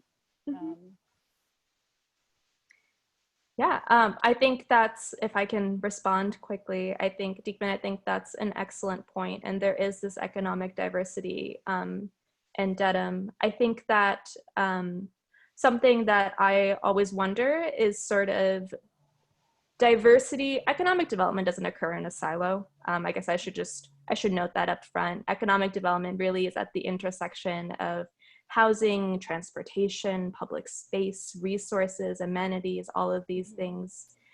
So I guess my question to you would be, can we celebrate this diversity of economic diversity in Dedham if it's, and also observe that there might be some spatial disparities around other amenities as well, because there are people who are very low income or very high income. Does that make sense as a question? Yeah. Jess was next. Yeah, and I also, Jeremy, I see that she has also asked the question if can you allow people to turn their cameras on to make the conversation flow better so we can see each other's faces? There's no restrictions on video, so folks can unmute themselves if they would like. Yeah, that's not the message I get when I try to unmute my video. Oh. Yeah. I think people have to be co-hosts to unmute their video, maybe. Oh, that's a first. No, I mean, if they're panelists, you should have the ability to do video, but maybe I hit a setting by accident. So if we can't get it this time, let's just make sure we can for our next meeting. I think for one thing, I just think it'd be nice for Jen to be able to see all of our faces. Yeah. That would be really nice. I was just kind of talking to a bunch of black boxes and I figured it was going to be normal. Huh. Yeah, I probably clicked something wrong. Yeah. So this is super helpful, Jen. I guess one of the things, I'm just going to ask a quick question now, and then because I want to make sure everyone has a chance. But one of the things, this is relative to the conversation about particularly the Bridge Street 109 area, is, so I guess I'm curious in your work with other towns or just observations in general, how much should we be looking at where we have existing activity and focusing there versus areas where, based on, zoning, condition of properties, and kind of trends, we think there is the potential for there to be more development, whether, and how much we should be, where we want to welcome that and where maybe we want to be thoughtful about how we control it. Yeah. And so I think that's one of the reasons that I come back to that Bridge Street area. It's and I know we had kind of driven along there to look at it, but it is one of those things where there may not be a ton of activity now that it ends up showing up, when you look at the data as a high activity area. And yet it seems like it has the potential for high activity if, as a town, we want it to.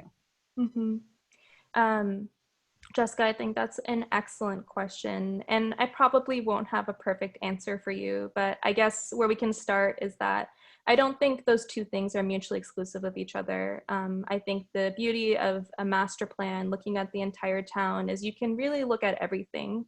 And so only looking at areas that have existing activity versus only looking at areas for potential that don't have a lot of activity right now and are sort of looking for that potential.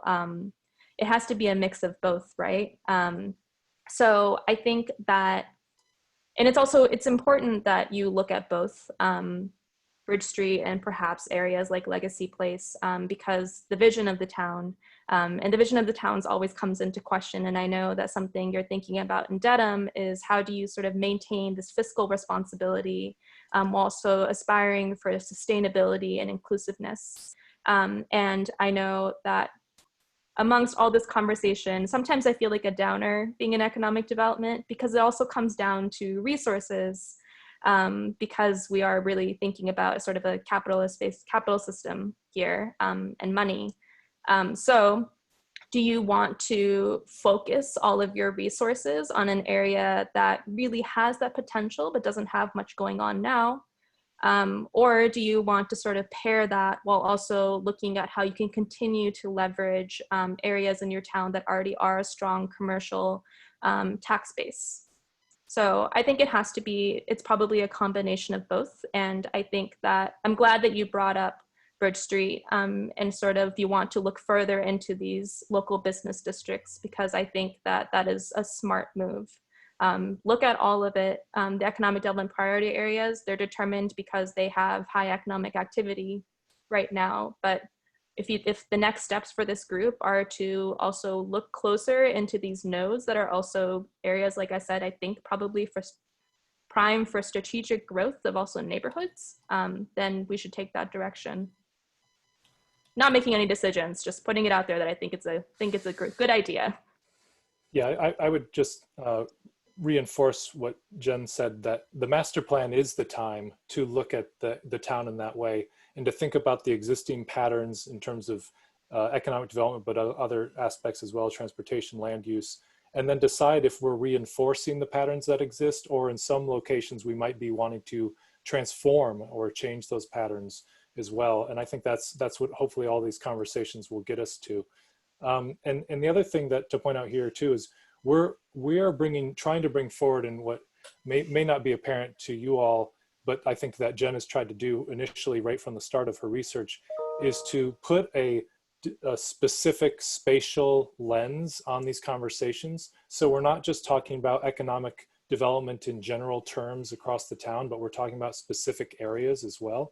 And that's something that makes it easier for us to, as this process moves along, be very specific about those goals and strategies relative to specific areas of the town. So that we're not there yet, but we're through each of these conversations, we're hoping to get there to decide where sort of preservation is occurring, where transformation is occurring, where those places kind of in between might be, and all of that.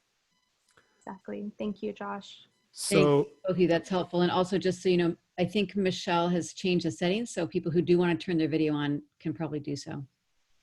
Hi, Jessica. It's great to see you. I'm muting now. you got everyone. Oh, everyone can blame me. I must have hit a new button. I believe Jess or Jay, you were next. Yes. I don't know how many people know the East Dedham area, but I know something was mentioned about the fact that not too many people from the neighborhood are working in the businesses around that area. And I don't find that to be the case. I know that there are a lot of people who were working at CVS, live right across the street from where they live. Not only CVS, but at Dunkin' Donuts, the medical supply place. There are people who live in the neighborhood of East Dedham are also walking down the street and working there. I'm not saying that there could not be more, but I know there are people working from the surrounding areas that are working in those businesses. One of the things when we have a a new business that wants to come to the town, one of the things we try to do is least leverage our position as planning board members to insist that, say, as in Legacy Place, that we were looking for them to hire as at first opportunity a Dedham residents. So that's one of the priorities that the planning board has been insisting upon when someone new comes to the town and they want to work within the town. What if they want to use the town because of its location to the highways? What are they going to offer the townspeople as well? A place, an opportunity to work, we hope. Thank you, James. That's very helpful to understand. I really appreciate that. And especially understanding the planning board's priorities to make sure that businesses are hiring locally. That's definitely part of the narrative of sort of this group of Dedham individuals who live and work in Dedham. And I will double check my data sources on who is living in East Dedham and who is working in East Dedham. And we can get back to that, but I appreciate you bringing that up and anecdotally sharing of folks who are, again, living in East Dedham and then working at that CVS. So thank you.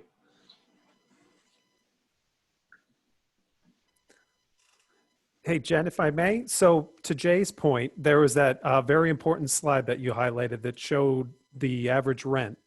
And we can, I mean, to Jay's point, there's a breaking point for the retail and the health sector, which are the predominant industries of Dedham, that folks that tend to work in those industries can't probably without subsidy live in Dedham. And so, well, it's all well and good to try to offer folks, you know, in Dedham, these jobs, as this graphic will show, those retail jobs, they probably are not living in Dedham, at least not without some kind of housing subsidy. So just wanted to point that out to folks, because this is a complex graph, but this is a good illustration of, you know, how folks can live here making a certain wage and based on the housing costs. I appreciate that, Jeremy. Thank you. And yeah, it is, it's a lot of information, but we tried to make it as simple as possible. And yes, it's those healthcare and social assistance and retail trade. And then the professional technical services actually gets broken down into a few different industries here, just different data sources, but people are heavily cost burdened. Did I see, I thought I saw a hand, I did not. Shaw? Jeremy, thank you. Hi, Jen, how are you? Shaw McDermott. I wrote a paper recently for the benefit of my law firm and for some others on the major drivers of the Massachusetts economy in 2030 as I could see them. And one section I wrote about was called The Triumph of Biology. And it talked about the aggregation of capital based on studies by McKinsey and the Brookings Institution and so on. But my point relative to Dedham is that the cost of doing business in major centers that have attracted the forward-looking knowledge-based industries has gotten extraordinarily expensive. Speaking of Kendall Square, of course, the areas around the MGH, Longwood Medical area, and so on. That's point one. Point two is that healthcare is going to be increasingly decentralized in its delivery over time. So how does that connect to anything? The Dedham Corporate Center has some spring buds that reflect this. I mean, the New England Baptist and Harvard Medical Faculty physicians have the facility on the edge of the Dedham Corporate Center, where they're delivering care that otherwise would be done in the major tertiary care centers. There are industrial buildings and the like around that could be subject to redevelopment. And my point is only that I think this Dedham Corporate Center, being a node of a transit unit, could well be a possible site for some of the knowledge-based industries of the future, of today and the future. So I would hope you pay some attention using a lens that is a Metro Boston lens about where economic development is going more broadly, to see if it might be a fit. And I cite the Dedham Corporate Center as a possibility. Sorry, I'm a little long on that, but those are my observations. No, I appreciate that, Shaw. No need to apologize at all. And I would actually love to read that paper if it is available for public consumption. I know you said you wrote it for your law firm, but.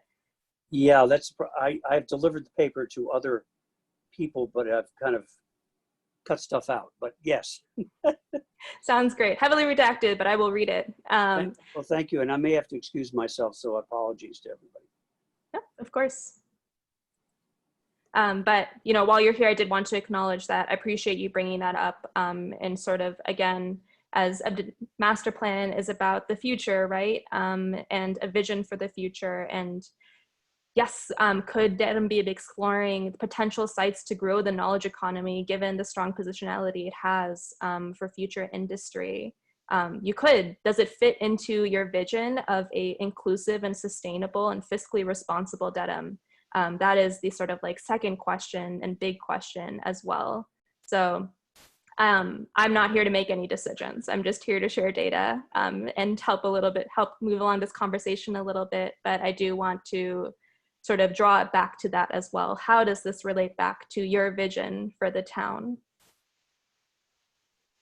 I don't know if anyone has any thoughts on that. I don't see any hands up unless anyone, oh, Jessica. Jessica, you were muted.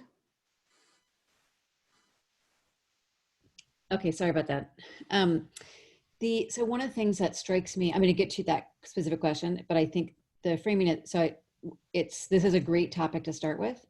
And one of the things that you've shown us is how, as our working vision statement says, everything is interconnected, right? So we can't talk about economic development without talking about housing. We can't talk about it without talking about transportation. We haven't been terribly explicit, but I mean, obviously that's a big piece of this too.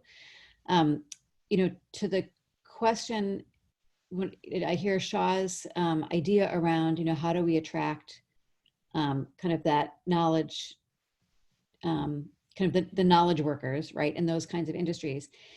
And I guess one of the things that I struggle with, and with particularly to the question of, is this sustainable and is it inclusive, is, how do you struggle when there's such a disconnect between the housing burden, right, and the potential income, right? So I just ask this kind of as someone who's more knowledgeable on these topics, is like, if we were to attract more of a knowledge economy here, what does that do to our existing neighbors, right, who are housing burdened, who may not have access to that knowledge economy, aren't going to necessarily change their roles? And does that have the potential to be a less inclusive community because all of a sudden we're just going to keep increasing housing costs, right? And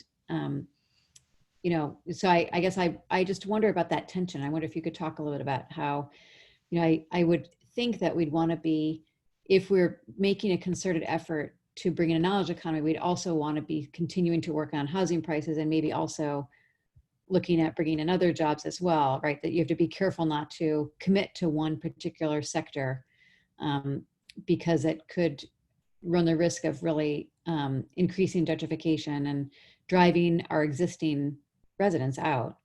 So I don't know, can you talk a little bit about that? I just feel like it's complex and I don't really understand all the different tensions. Yeah, I think that's a great point, Jessica. And I could probably spend all night answering that question and the tensions that exist there. But I think in many ways, you've actually answered the question yourself. There is the risk that you run of gentrification, of stretching out resources. But if that is an important direction for the town to take to become sort of a knowledge industry hub, and yet you don't want to be displacing folks who are already cost burdened, as we saw in the chart earlier, then it would be about intentional allocation of resources to maintain that folks who are already being cost burdened are going to be able to continue to live their lives in Dedham with access to the resources and amenities And I think I also say that you kind of answered the question, because even the first part that you started this all with, it is all about this interconnectedness, right? It's not just about your income, it's about that access to housing, the transportation. So celebrating that economic diversity, as Diekman said a little bit earlier, but it's also about, so what does that mean in terms of amenities and other public services and amenities that the town is offering, or the lifestyle that the town is offering. So I think there's no easy answer, but I think I sound like a little bit like a broken record, but I think that's kind of the beauty of this master planning process, is you can scenario plan that out a little bit. If you want to choose to go down that direction, then the great thing is that you have an entire team of planners who can help support you in the decisions you also want to make around housing and transportation, and that how that can be aligned with that direction. Great, thank you. Margaret, you're next. Hi, can you hear me? You bet. All right, thank you. I was just following up, I think, on Jess's point that what are the ways that you address the disparities in equity and in income, and without leading to gentrification. I was thinking of past efforts at creating in urban areas zones of opportunity or economic development that over time just became ways that residents had to then move because they could no longer, it had the opposite of effect of escalating housing prices, and local businesses, local small businesses had to also find other places. So it was sort of the same question, and I wondered how other master plans had addressed that issue, and successfully, and towns had done that, because it's a huge issue. And I was kind of struggling with what would our vision be that addressed that disparity. Mm-hmm. Margaret, I think, again, this is such an important question. I appreciate you continuing down this line of questioning. And I wonder, Josh does have a much longer history of working on master plans. And Josh, I don't mean to punt the question to you, but I do wonder, from your expertise of working on several master plans, you're also working on several right now, how are other communities dealing with that? I can talk a little bit about it as well, but I'm given your sort of expertise in that matter, I wonder if you can lend a little bit to the discussion. Sure. Yeah, I think the sadly the short answer is that there hasn't been a silver bullet or easy answer discovered, which probably you can all figure out. So I think there are ways that are still sort of being piloted and tested. Whether or not the outcomes, say a decade from now, are similar, Margaret, to what you described of unintended consequences and having almost the opposite effect of what you'd want.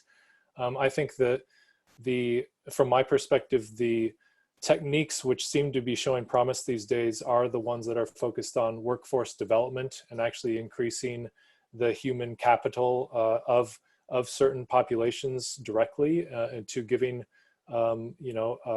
skills and building skills that are needed to increase the earning abilities of those groups. And then I think also looking at the housing side of the equation is also very important, and thinking about the production of affordable housing in the community, and using that, having the master plan develop several strategies and approaches to the housing stock, and providing a diverse and mixed income housing stock to provide, to really, as was described in the conversation already, build upon an asset of a mixed income community that already exists, but make sure that everyone who wants to be in the community has the ability to be there and have a high quality of life. So those, I think, are related in that interconnectedness to economic development. The workforce development is directly economic development. And I think the issues around gentrification are still tough ones, because we, of course, all want places to have investment, and we all want places to be nice and be beautified. But even those terms which I'm using right now, beautification particularly, have come to be associated with aspects of gentrification. So it's a difficult balance to both invest in the community, but to maintain the cost points which are there, which allow this delicate balance of affordability to occur. So you don't want to disrupt that in significant ways, where people who thought they were settled in a certain neighborhood then have to move because they can no longer afford their rent. So that's some of my reflections. I think that what we're hearing in the conversations in Dedham to date, and that I think this conversation is another example of, is that you all will be pushing us to find the best answers to those problems of inclusiveness and equity through this master plan effort. And we will be digging into that the current body of that research more and more as we move along. Jen, I'll pass it back to you. Thank you, Josh. I have nothing to add. That was such a complete and comprehensive answer. Yes, there is no clear answer in a lot of ways. But I also wanted to just quickly point out that Margaret, you put a note in the chat box here about how you're working with banks to provide new teachers financing to purchase homes to live where they teach. Is that in Dedham currently? No, it's in another community, but it's a model that's been replicated, I guess. We're trying to work with a couple of banks. It's a model that's been replicated in many different communities to sort of diversify the teacher workforce, which then also allows you to build more of a middle class representative in the community. So it's a model, I guess, that's been also used with city employees through unions as incentives to have employees live in the town and diversify the town and help build middle class.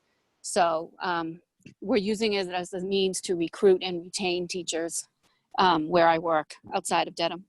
That's fantastic. And I agree with Jessica that we should definitely be talking more about that and including it, thinking of it as a strategy and really flesh it out. So Margaret, I might be in contact with you to talk a little bit more about your work in that area.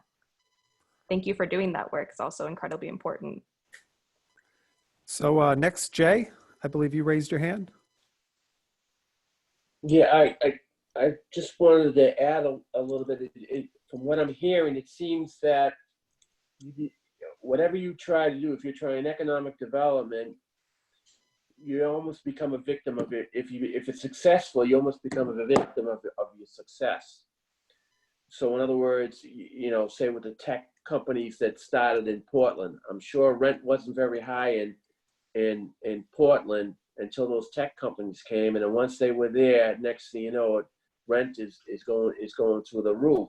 So I would say something with our master plan. If we're going to entice certain types of businesses to come here, then we should be maybe looking forward to maybe setting certain types of real estate off to the side. That's going to be a little, to maybe stabilize the rent for our success on enticing business to come here. Easier said than done, I understand that, but. I appreciate that, Jay. And I actually don't think it's that much easier said than done. I'm not trying to create a whole bunch of work, but there are communities that are also discussing, given this, I guess, deluge in the office market right now, using that as an opportunity for strategic investment to create a larger housing stock. So these are all paths that we can pursue. All right, well, thank you. Anybody else?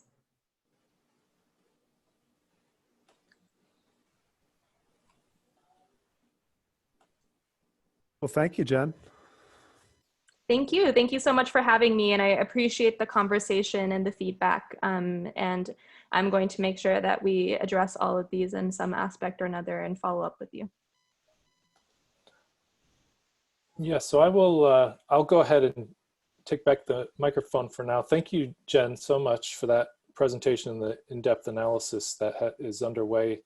We will get that, the report that was mentioned shared to the committee. I don't believe it has been shared yet, but that was a early deliverable that we can provide to you that reinforces the work that Jen presented in summary form this evening.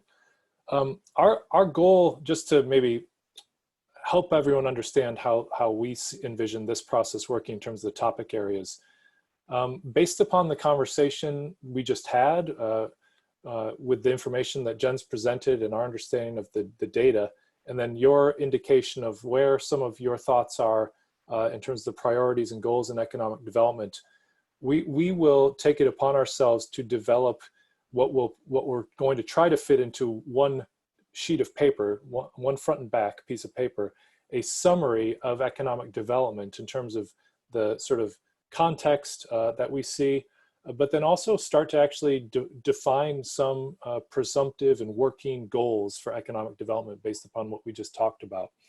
And then we'll circulate that to the committee, and you all can tell us, respond to that, and we'll use it much in the same way we've done the vision statement drafts. You can tell us what looks good or what doesn't look good, what needs more work, and then we will continue to refine that one-sheeter of economic development ideas.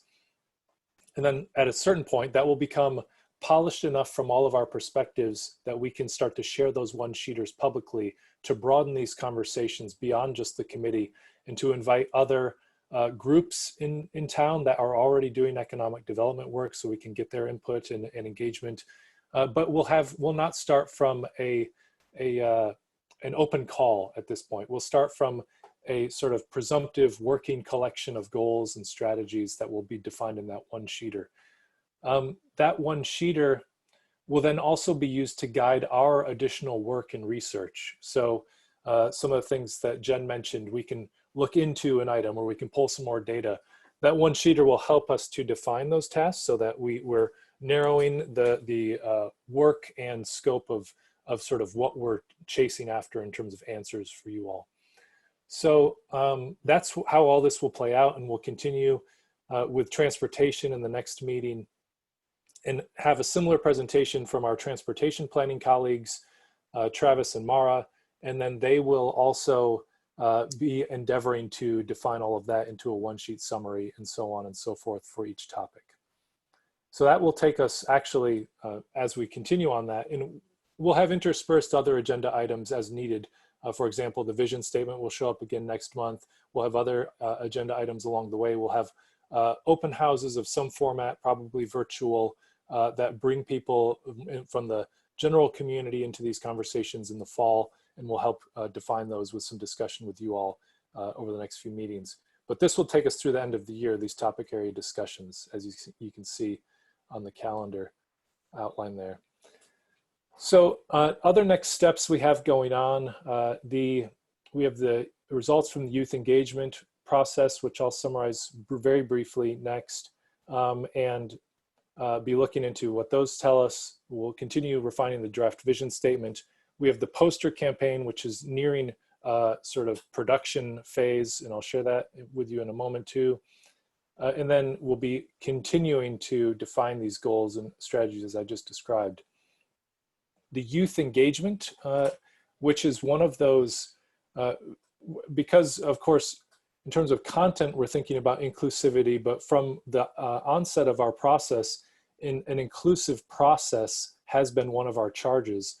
And one of the things we noted from the survey results, in particular who was responding in the surveys, is that 0 to 18 category of age was not getting many hits at all. So we actually, Carolina Prieto, our wonderful community engagement specialist, who's also been on the call, has organized with Rob Blaney, Jessica Porter, and Michelle Tinger, some of the middle school and high school youth in the town, and gotten us a setting with them, which it was a virtual youth Zoom session for middle schoolers and high schoolers last week.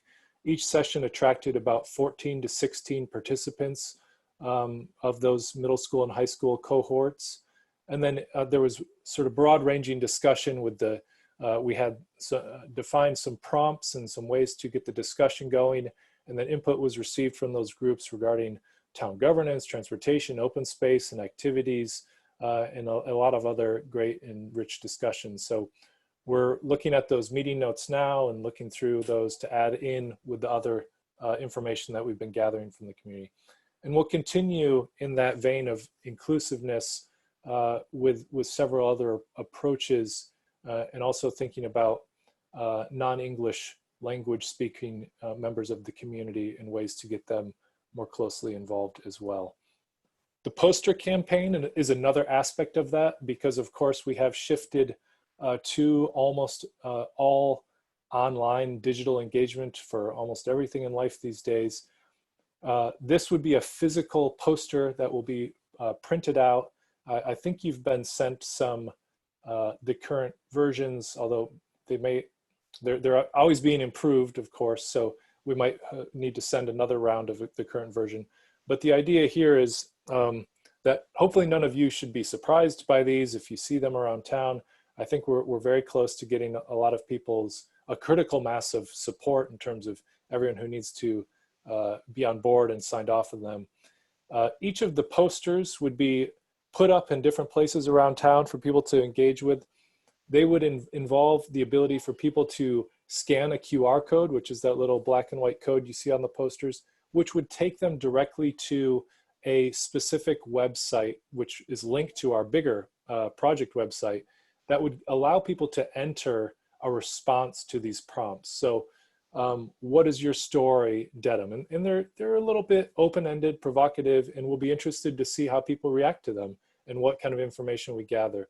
And we might be able to mine that information for some direct quotes that we can use in the plan later, in the report later on, or be able to use them to further discern patterns about what people are feeling about the town these days. We'll also be using the what do your neighbors say about Dedham? That link will actually send you to survey results so people can see what the 1,100 or 783 people have been saying in these surveys, which have been so well participated in. So these are just about there in terms of heading to the print shop, and then we're also getting those parallel websites set up. So that's all in progress. Oh, one thing I should also note is we do think we've defined a way for text message responding to occur here. So we're going to include that on the posters as well, so that we can avoid altogether if someone does see the poster and doesn't have internet access, they can participate through a text message. So that is about as close as we can get to a non-computer based solution at this moment still. But we're happy that we're able to get that going. And then of course, everyone can still refer to designingdedham2030.org. I was looking through it this afternoon, and I think we need to do a little bit of a current update just to make sure everything's current and there, and get some of the most recent meeting presentations and recordings, make sure that's all there. But we're continuing to make sure that the the website is up to date and has everything everyone would need as we're promoting it as a way to get information on the process. Any questions or comments about any of that information? Josh, if I may, I don't believe I've, and I probably failed to send a draft of those posters, so that's on my to-do list tomorrow. So I know that's been in revisions, and it's a influx. So if you can get me the latest copy, and I can send it out to the group just to get some comments ASAP. Yes, we will do that. I do believe Carolina might have taken the liberty of sending it to everyone. All right, I missed it, but good. But I agree that there's another, the current version probably everyone doesn't have, so we should do another round where we send that out to people. And kudos to Carolina. This is her graphic skills and ability to communicate a message in a sensitive manner, but also visually, that hopefully will be eye-catching to help expand our limits. With in an environment where typically, as I said, we'd be out there in many different venues during the summer trying to promote this endeavor, and unfortunately, it's had us to really mine. What can we do in the meantime? And so thank you, MAPC. It's our pleasure. So I guess I'll just pause real quick. I don't think I saw any other hands, if anyone had any other questions or comments. And I would say if no one has any further comments, if folks want to take up the meeting minutes that Michelle has put together, and I believe we've sent out, and just putting out there if anyone has any questions on those. Did everyone get a chance to review the minutes? Yes. 2 comments. 1, do we really need to reproduce the entire vision statement within the body of the minutes? Just a question. And 2, please correct the spelling of my last name. That's it. Got it. Well, we thought that the vision statement should be something that should be a part of the minutes that was discussed. Okay, not a hill I'm prepared to die on, so. All right. That's a way to put it. Anyone else have any comments on the minutes?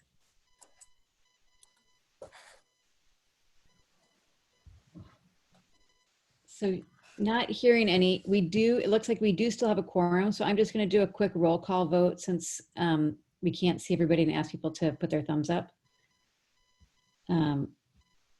Unless there's, yeah, because there's no reactions on this format, right?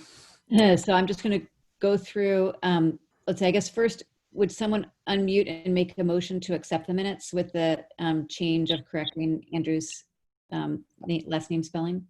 I'll make a motion. Okay, great. Sorry, Dan Marr. Motion made by Dan Marr. Is there a second? I'll second Alex O'Connell. Great. Thanks, Alex, for that second. Okay. Any discussion? 5. I don't hear any discussion. Okay, so I'm just going to go through the list. So let's see. Alex? Yes. Great. Jay? Yes. Andrew? Aye. Dan? Aye. Justin? Aye. And Margaret? Aye. And let's see, Nathan, did I get you, Nathan? Aye, you did not. All right. And then I also vote yes. I think I caught everybody. Yes. Great. Perfect. Thank you. Get those finalized, fixed, and up on the website. So if I may, thank you, everyone. And surprisingly, there was a lot of information that we got through in pretty much 2 hours, actually. I would say exactly 2 hours since we really got started about 5 minutes after. And I apologize for not getting the video. I'll make sure we can all see our lovely faces next time through the whole 2 hours. And so next meeting we're meeting the 3rd Tuesday, 7 p.m. Every month. So I don't know the date off the top of my head for August. I think it's the 18th. But we'll definitely see you then. And of course, we'll have materials prior. And I think we all talked about next steps. And I'm sure there will be a robust conversation about transportation because everyone's gotten something to say, I know, about transportation. So, and we've heard from those surveys that was probably the top vote getter about issues and potential opportunities. So thank you, MAPC. Thank you, members. And Jeremy, Yeah, go for it. we do technically, we have public comment on the agenda. And so I just want to invite anybody who's not a member of the committee. If you do have a comment you want to make, this is the time for that. And we'll just have an awkward Zoom silence for a minute to make sure people have a chance to unmute themselves. And I think we're good. I think we're good. Thank you. Thank you, everyone. Have a lovely evening and enjoy these beautiful days. And we'll be in touch. See y'all in August. Thank Good night, you. everyone.